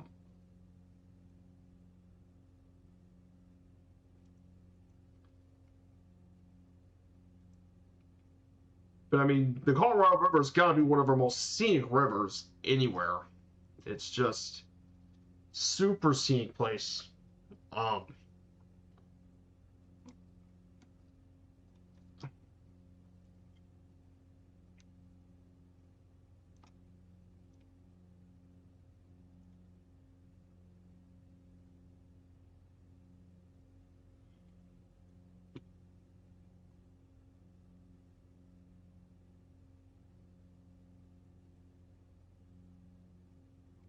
Just incredible. I'm getting my learn on with Viper. Yep. Doing great, guys. Some coffee. We did a stream back for the Colorado. Yeah, exactly. This is one of our most scenic. And there's Vermilion Cliffs. Really striking natural formation here. This is Vermilion Cliffs.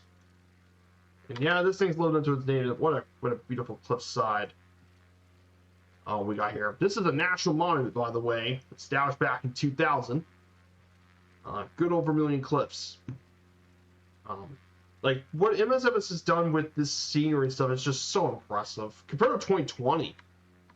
This doesn't look anywhere near as nice in 2020, but this scenery here is just gorgeous. It's nothing more, nothing less to say. So we're going to go ahead and make our climb up to 10,000 feet for the next leg. We're going to go ahead and cover 10,000 feet, so we don't need the PFD options back. We're going to climb around 500 feet a minute. We don't really need anything too crazy. We're going to climb just slowly. But yeah, what a beautiful national monument. Man, that was just stunning. It makes me excited for one to check out Bryce Canyon, of course.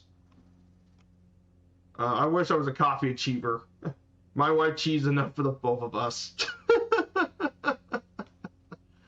Oh, that's pretty funny. Oh, that's funny. So we're gonna go ahead and let's see, get 320 feet, 320 degrees around that.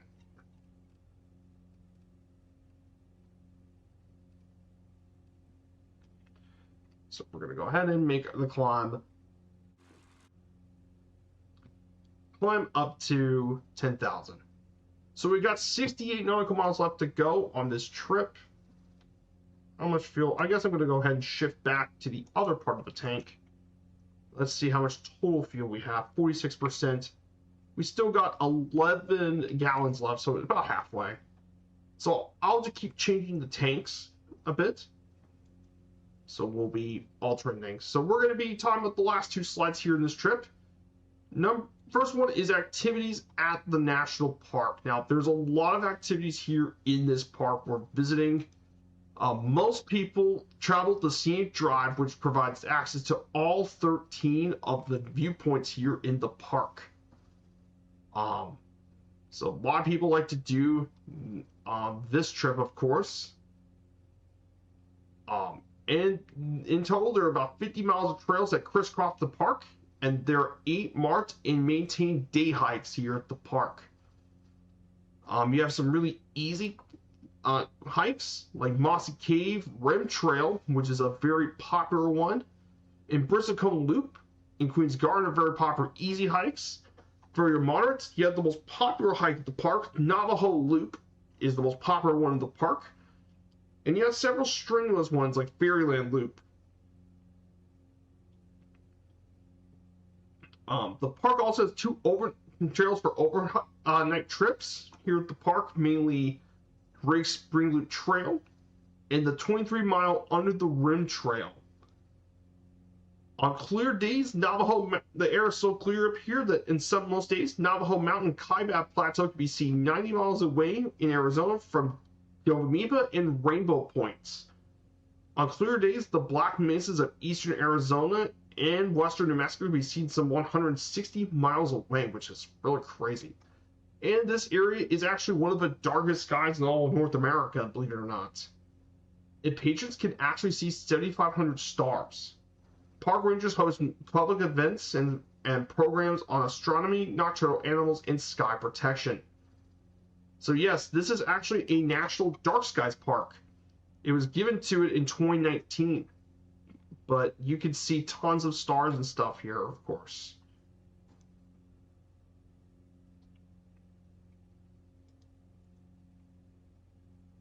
So very important stuff here, tons of really great stuff. Now, of course, there's a website I like to do a lot of called All Trails. All Trails is it's a site that you can go to for a lot of trails. So they got plenty of them here on Bryce Canyon, of course. So according to, it's actually the #1 park in the United States for hiking, actually, according to the site. They said the most, I guess I should adjust this a bit. Let me put it scenery out for a bit.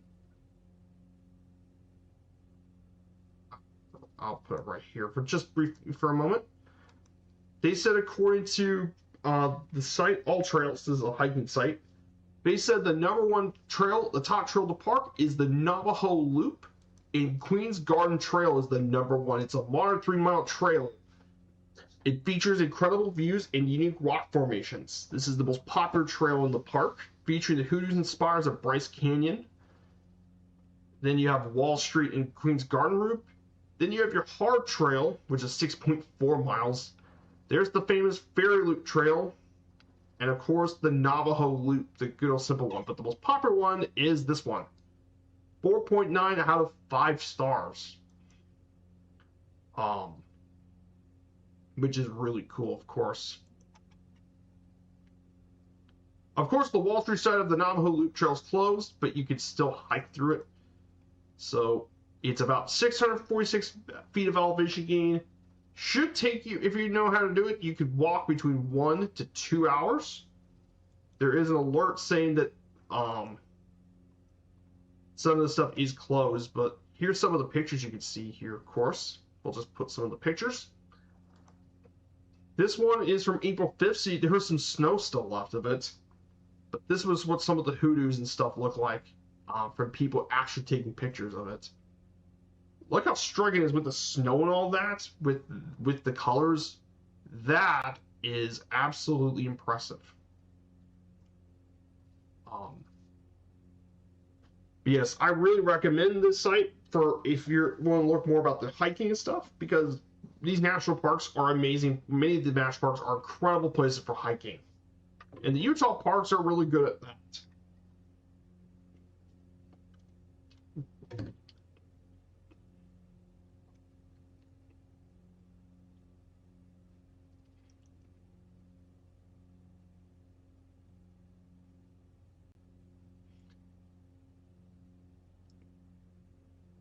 So some of these pictures, and mind you, some of these were 10 hours ago. So you got all the beautiful rocks and stuff with the sunlight. Just some really amazing pictures. I love this sort of stuff, like I said. With the hoodoos and all that, especially with the sunrise, the sun hits it, it provides that extreme amount of color. In fact, we might do that when we land and see what. We'll put a sunrise and see what it looks like in the sim. We'll do that as a little test. But yeah, Bryce Canyon, absolute gorgeous park, and it's got really great ratings, 4.9 out of 5 from 30,000 reviews. Of course, if you want to get some of the previous stuff, you would have to pay for it. That's the only thing I don't have but it is really great.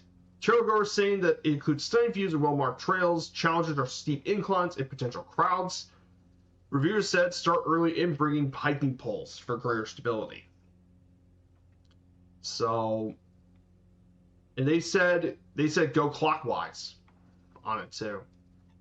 But really neat area though.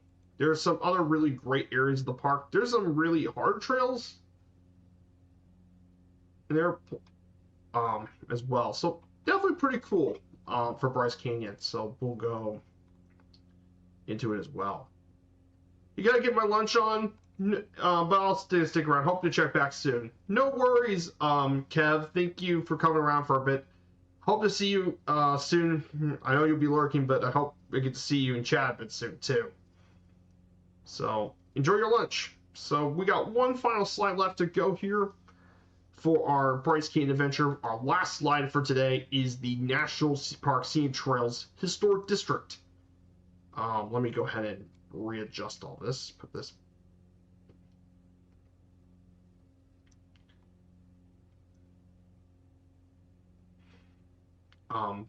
This National Historic district, by the way, is located here in Utah. And it's a unique trail system in the park that allows day hikers to view and descend into the park's natural amphitheater of hoodoos from developed portion of the park rim. The 5 trails are included here: the Navajo Loop, Queen's Garden, Fairyland Trail, Peekaboo Loop Trail, and Rim Trail. Mainly built between 1917 and 1935, these trails intersect to create a continuous network of trails. Portions of these were constructed by the Civilian Conservation Corps as well. The Under the Rim Trail and the Rig Spring Fire Trail connect the day trail hike trail system to provide access to the park's backcountry. And mainly this was built starting from 1917, and pretty much of this were built between 1917 and 1935 is where they built a lot of the trail system here, but it allows for easy access to all the trails throughout the park. So that concludes our slides for today. Let's see if anyone else is following along with me. I'm actually curious if anyone's following along, but the scenery here has always been one of my favorites. Southern Utah, the Canyonlands area, has always had great scenery. Some of my favorite scenery in the continental United States. It just takes my breath away every time we fly here. It really does.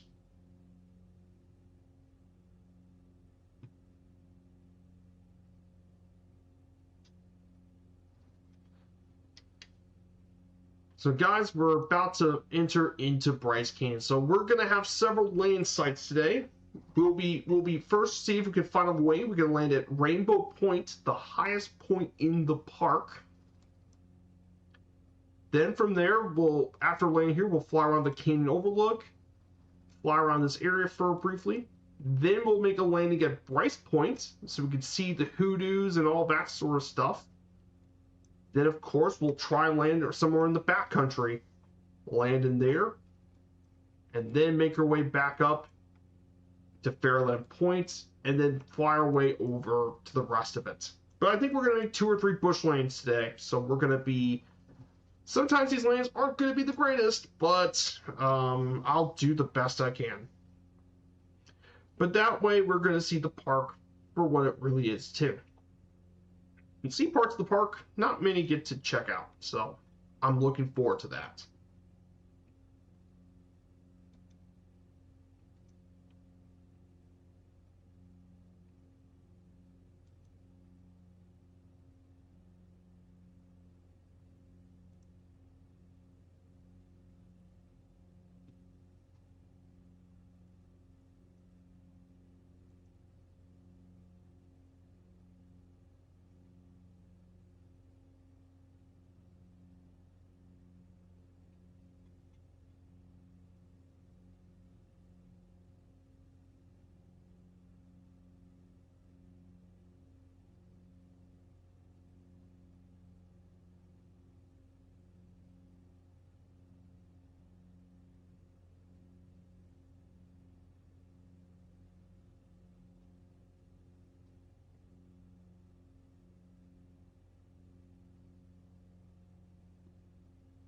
So one of the really cool things about one very interesting thing about Utah, of course,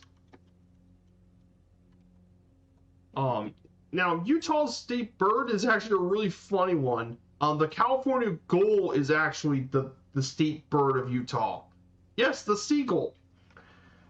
But hold up 1 minute. Why would the seagull be the state bird of Utah? So there's actually a good reason for why the California gull was actually picked. The reason the California gull became the state bird of Utah, it was because it actually assisted the Mormon settlers at the time when they dealt with the plague of Mormon crickets. In an event known as the Miracle of the Gulls, and they were seen all over Salt Lake, and they eat those crickets. And it ended up saving their crops and all that from the crickets. And as a result, due to that, it became the state bird of Utah. So yes, the mighty old seagull isn't even a state bird of California, but a bird of Utah. they mainly enter Utah as a year-round habitat.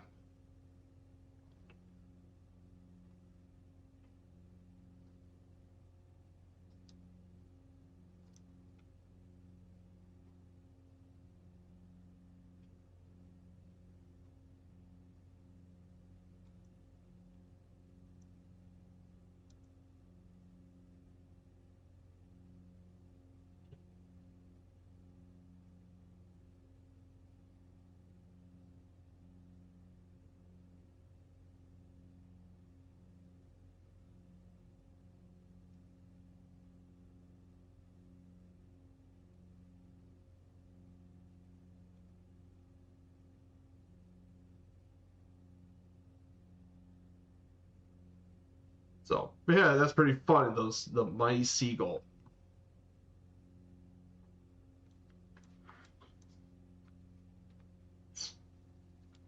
So yeah, that's the state bird, of course.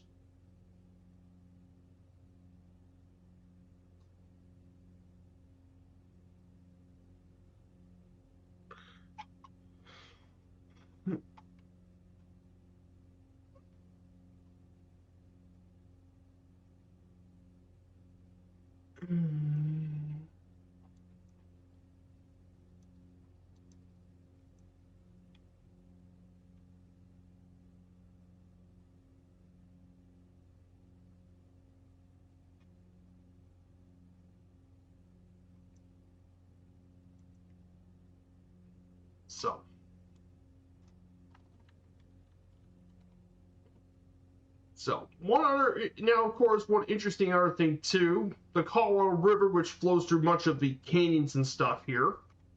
Well, it actually starts all the way in the Rocky Mountains, located in La Porte Pass Lake, and it flows through from north central Colorado southwest to the Colorado Plateau into southeastern Utah and northwest Arizona, where it flows into the Grand Canyon. Then it turns south near Las Vegas and then goes down into the Imperial Valley of Arizona, Southern California, Arizona, into the and briefly into Mexico before it was dumped into the Gulf of California.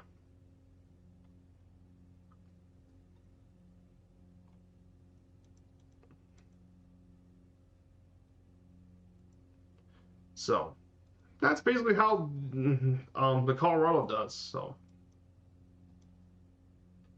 yeah, that's a great story.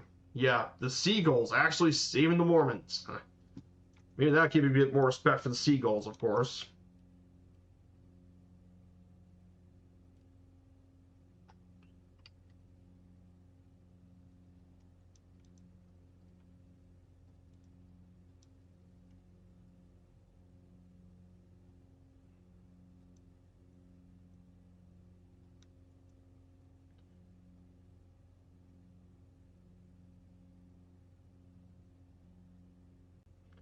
Now there's some other really big national parks that are also dark skies. Well, Bryce Canyon's one of those. There's actually a couple other national parks in the U.S. that are dark sky communities.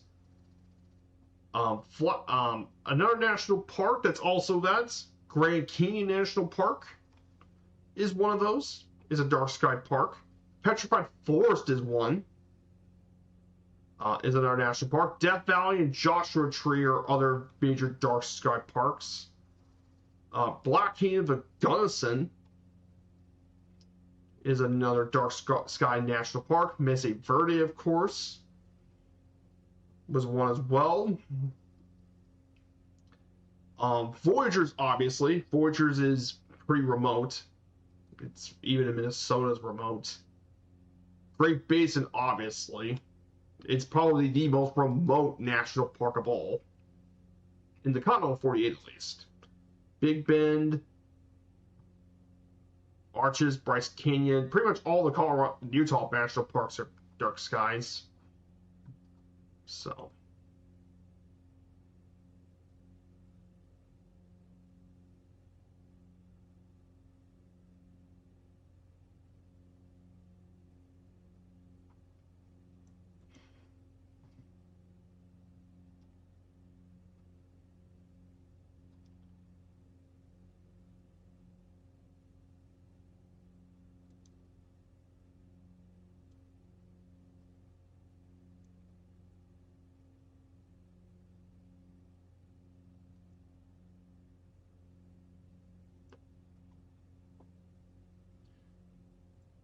So a lot of really cool stuff. We used to rode into Indian Cove Campground as a kid.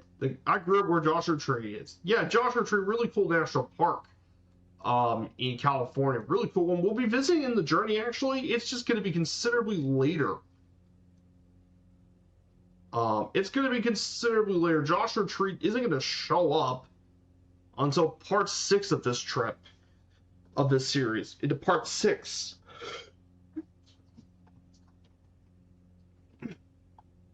'51, '52, '53, '54. It's going to be our 54th park. It's going to be several months until we get to cover. It's going to be about a couple months till we get to. It's going to be taking a little while to get to Joshua Tree. About 27 at least, 2027. It's going to take us a while till we get there. So.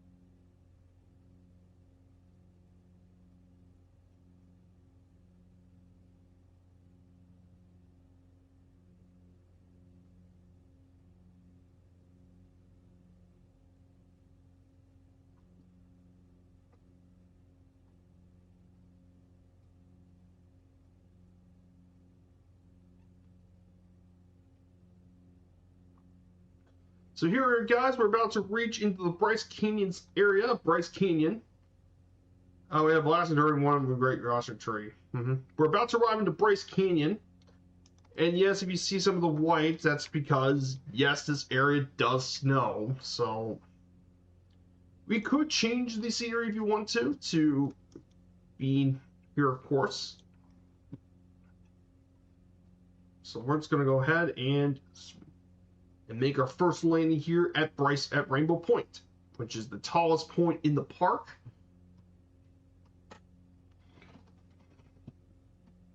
So should be getting here pretty soon.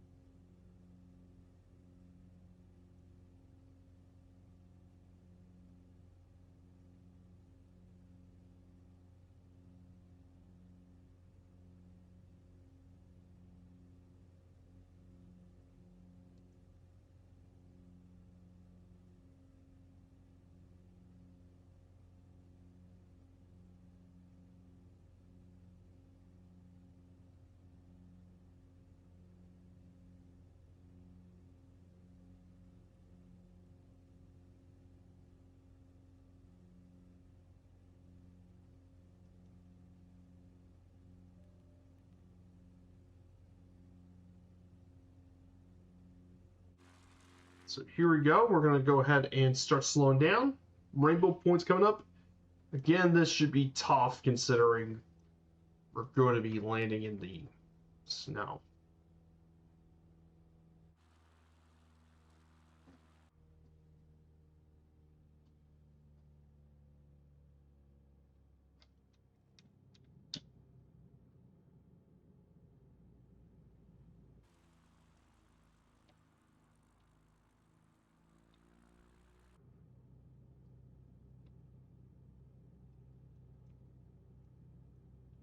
I mean, there's a lot of trees here. So, Rainbow Point.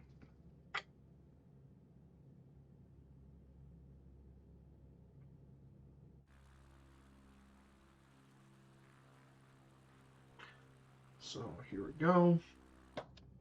Just gotta find a good clean area where between the trees. Right here. Right here would be good.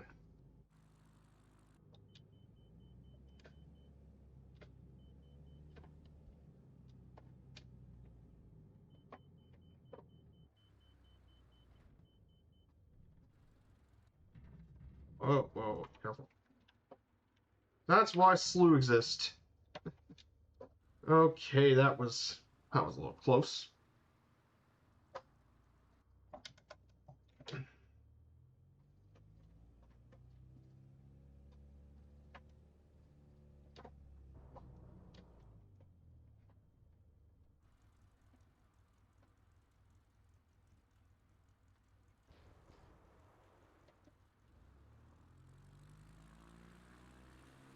Hey, Foxtrot's with us. Hey, Flox. How you doing, my dude? So Rainbow Point's gonna come up here very shortly. So we're just gonna park the plane up here for a bit. We're gonna taxi right here, right around, right here. Ah, perfect. Park right here. And here's another feature where I want to do these bush landings. You get to see this. Ah, would you look at that. Look at the view from Rainbow Point. Ah, man, that is fantastic. Oh, that's just stunning. Let's see what it looks like at a different time of the year, of course. No, not here. Here. So let's do from February to March. So this is what Rainbow Point looks like during March. So, yeah, Bryce King isn't modeled nearly as good as the Grand King. Yeah, the first lane was better. No, but think about it. We had a lot of tree cover, of course, Kev. But the important part was we got to go to Rainbow Point. And this was another reason to do these bush landings, is because we want to visit the observatory areas of these parks. This is Rainbow Point. So yeah, look how far we can see from here. We can see all the landmarks hundreds of miles away. I mean, what a view. So let's go ahead and change this back to February 15th. Let's put it back to what it was. So yeah. That's a stunning view. So we're going to put back all of it.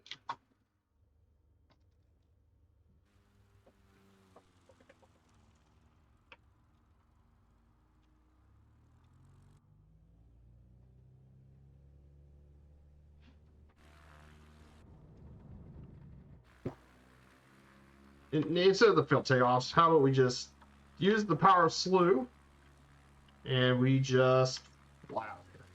There we go.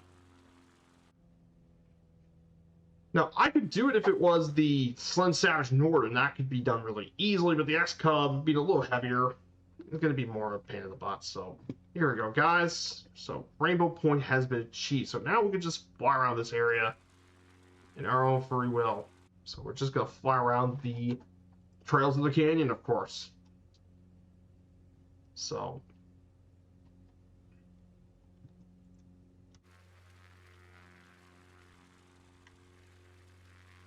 yeah, these are what some of the hoodoos and stuff look like. Of course, it's not really well done in the sim. The sim does not do this area justice like some of the other national parks. Yeah, or you can just dip climb. Yeah, that too works, but... So yeah, these are the hoodoo areas here. All the Bryce Canyon, of course. All the different formations here. So...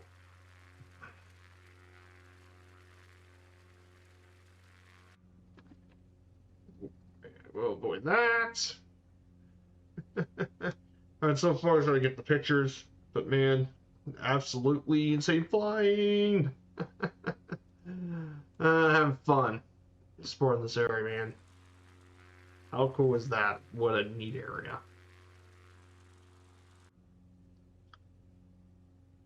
Yeah, but we're mainly flying on the other side, so we can take a good look at the canyon, the Bryce amphitheaters and stuff. But this scenery still is really nice.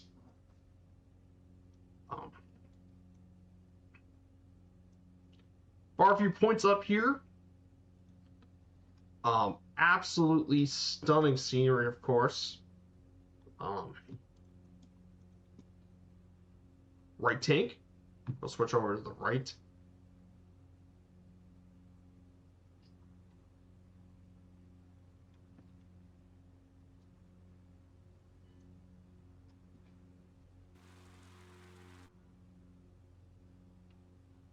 Yeah. Just absolutely stunning. Oh man, this is gorgeous.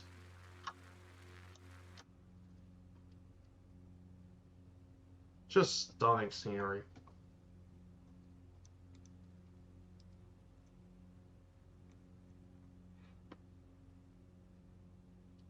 Just love flying alongside the canyon walls, of course. Flying nice and slow, low to the ground.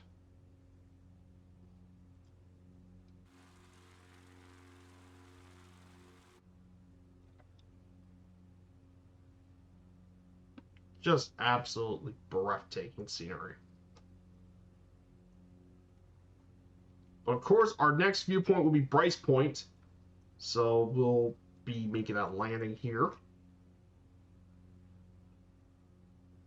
So these are the different canyon boots here.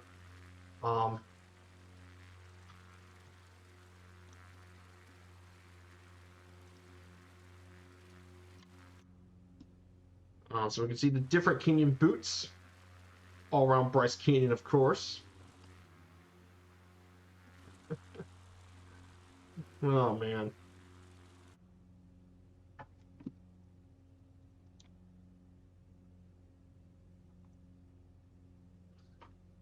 We're going to go ahead and turn right. We're going to make our way to Bryce Point. That will be where many of the main amphitheaters and stuff are going to be located around this area. So we're going to head there. Yeah, I love flying the X Cup. It's been an OG favorite of mine since 2020. I've always liked the X Cup to fly. It's always been nice to fly this bad boy.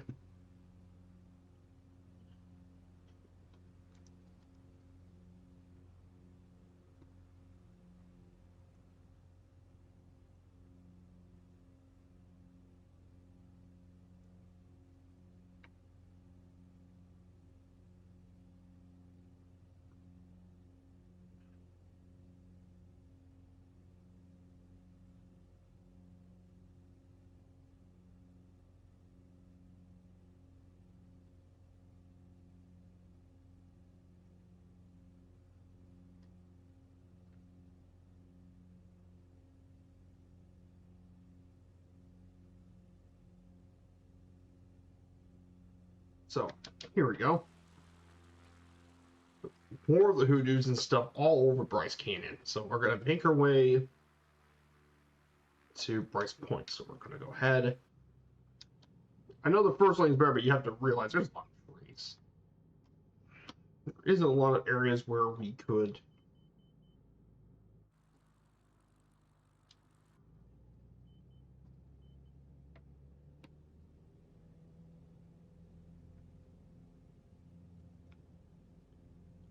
So we gotta look.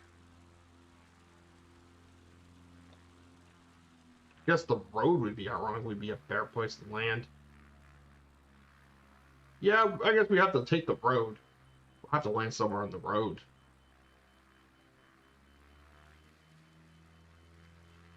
So keep the camera so I know where I'm.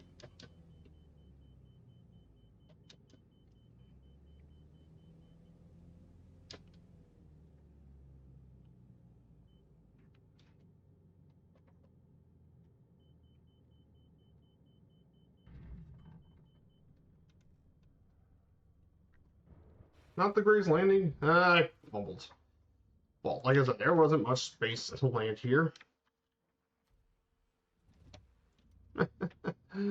Balls. I fumbled it. My bad.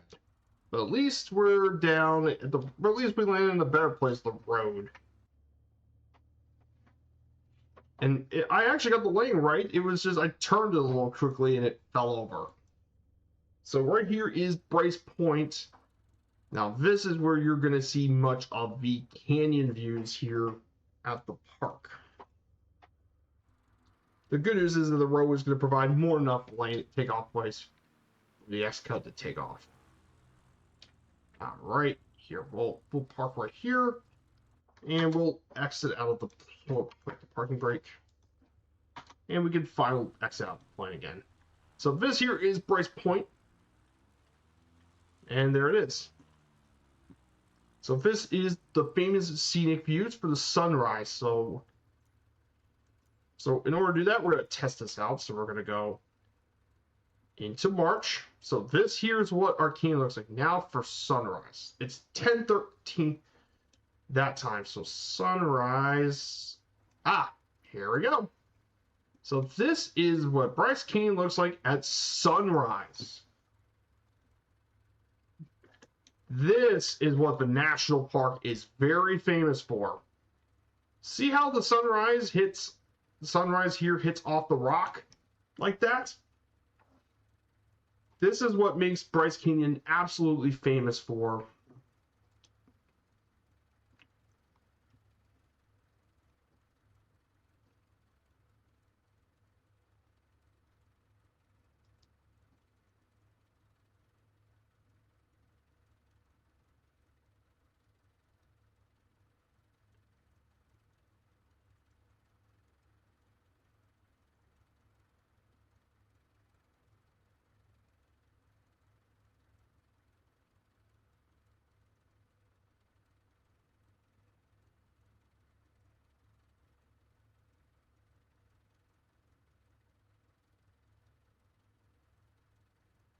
So yeah, that is why this national park is very famous for the sunset. The sunrise, I mean. Very beautiful sunrise park. So let's put it back to February 15th. And right here, Bryce Point. And this is what it looks like during sunrise. Isn't that just marvelous? So let's go ahead and put this back into the right condition, of course. At the right time. Or maybe instead. Maybe I have a better idea. I have a better idea with this. Get back in the plane. And we take a picture of the plane here. We'll do that.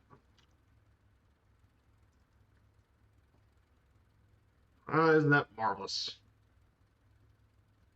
I hope you guys enjoyed that. But yeah, so the famous sunrise at Bryce Canyon. Just incredible. So 10:13 is our proper time. We'll put it back to the proper time.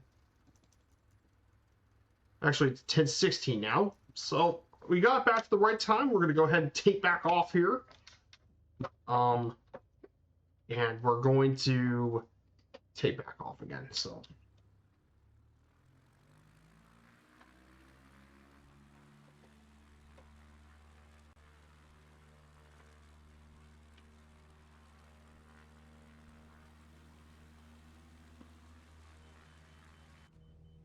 Up there.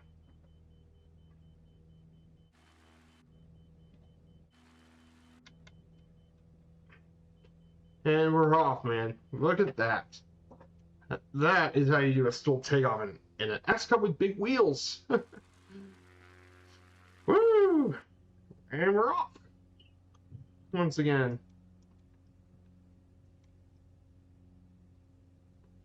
And we're off. So what an incredible sight, guys. This is absolutely marvelous. Hey, Eternal Live, hello. Good to see you. We're exploring Bryce Canyon National Park here in Utah. So right over here is where the hoodoos would be. All throughout this area, of course. The famous hoodoos of Bryce Canyon National Park. Many of the park's famous rock formations called the hoodoos. Very famous here in Bryce Canyon in Utah. Absolutely gorgeous park. But hello, Eternal Live. I hope you're having a great day here. We're having fun exploring Bryce Canyon. So, Briscoe Point is over here. We're just not going to land here, but we are going to fly over it, of course. But I'm more excited, though, is when we visit Bryce Grand Teton. We're going to fly to the top of it, of course.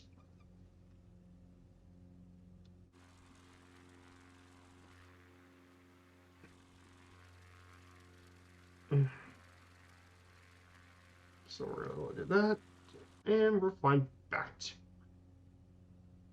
to our main point. To our right is the sinking ship. Is over here. That's the sinking ship boot. One of the many boots here on the Colorado Plateau.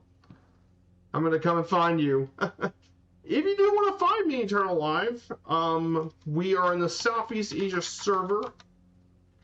And our route, our closest airport, by the way, is going to be Kilo Bravo Charlie Echo. We're about in the tail end of the stream, of course. So we're mainly flying around the different rock formations here. This is absolutely gorgeous here in Bryce Canyon. Yeah, there is snow here because it does snow here, actually. More than you think.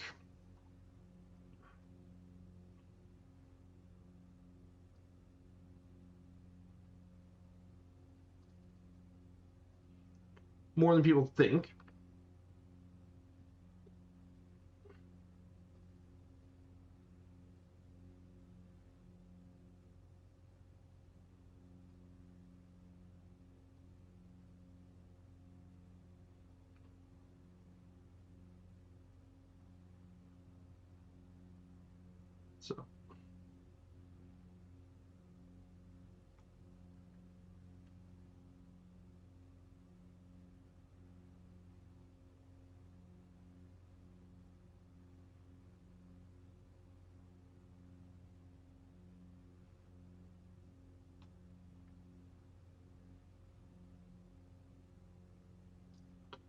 So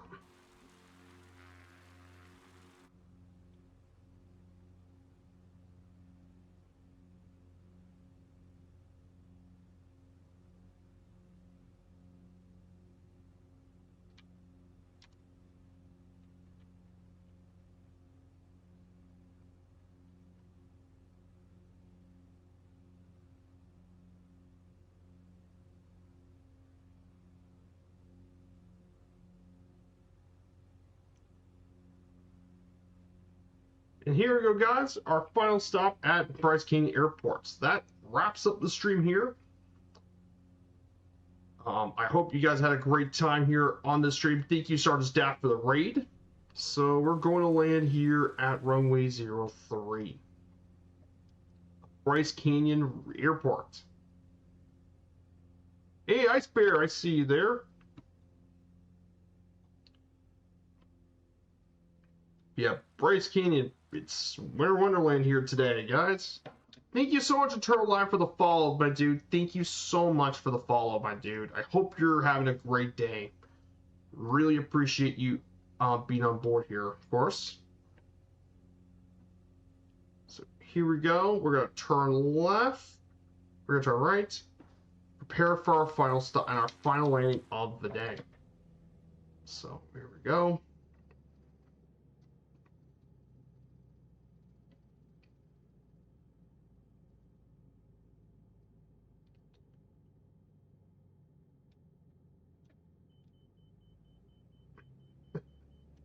We're going to be a little bit more aggressive. Let's see if we can try to land with the 2 wheels. 3-point landing. Pull back. Okay, good. She stopped. What a beautiful landing. So we'll park here, turn off our engine, and that wraps up today's stream, guys. I hope you guys had a great time at Bryce Canyon, like myself.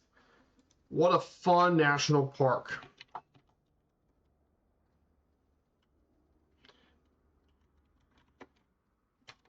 So we had a great time visiting Bryce Canyon National Park.